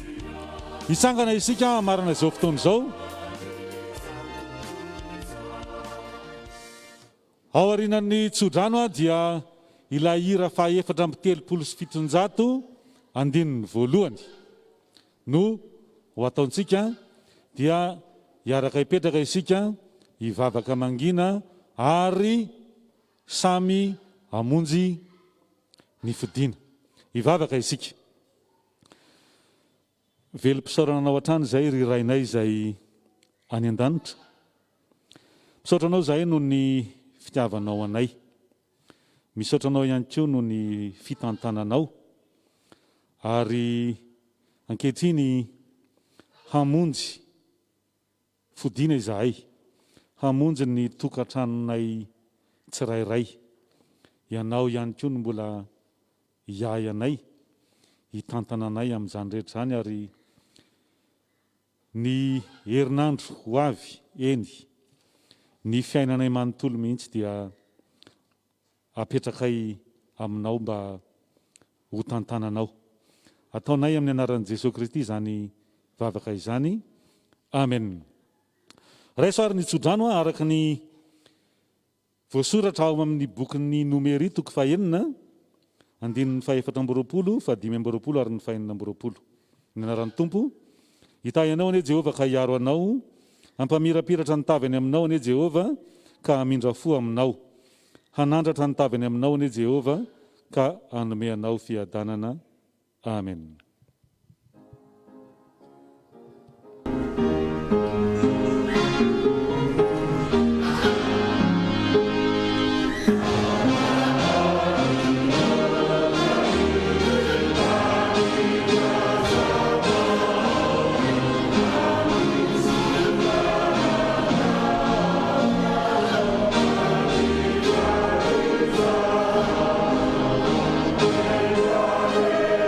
Oh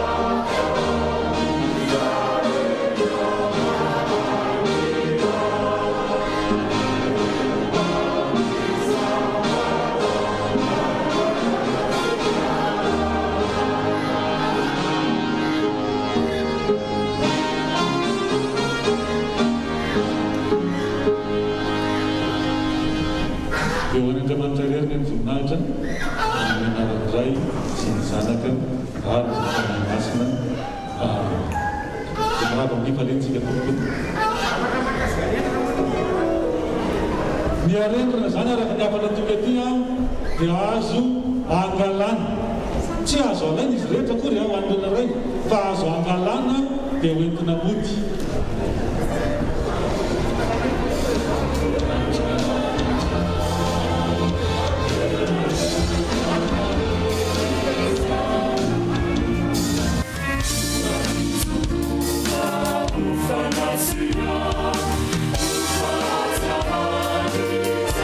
ety aloha ety koa mbola fiano arendrina ho an'izay mila rehefa rendrina kely rehetra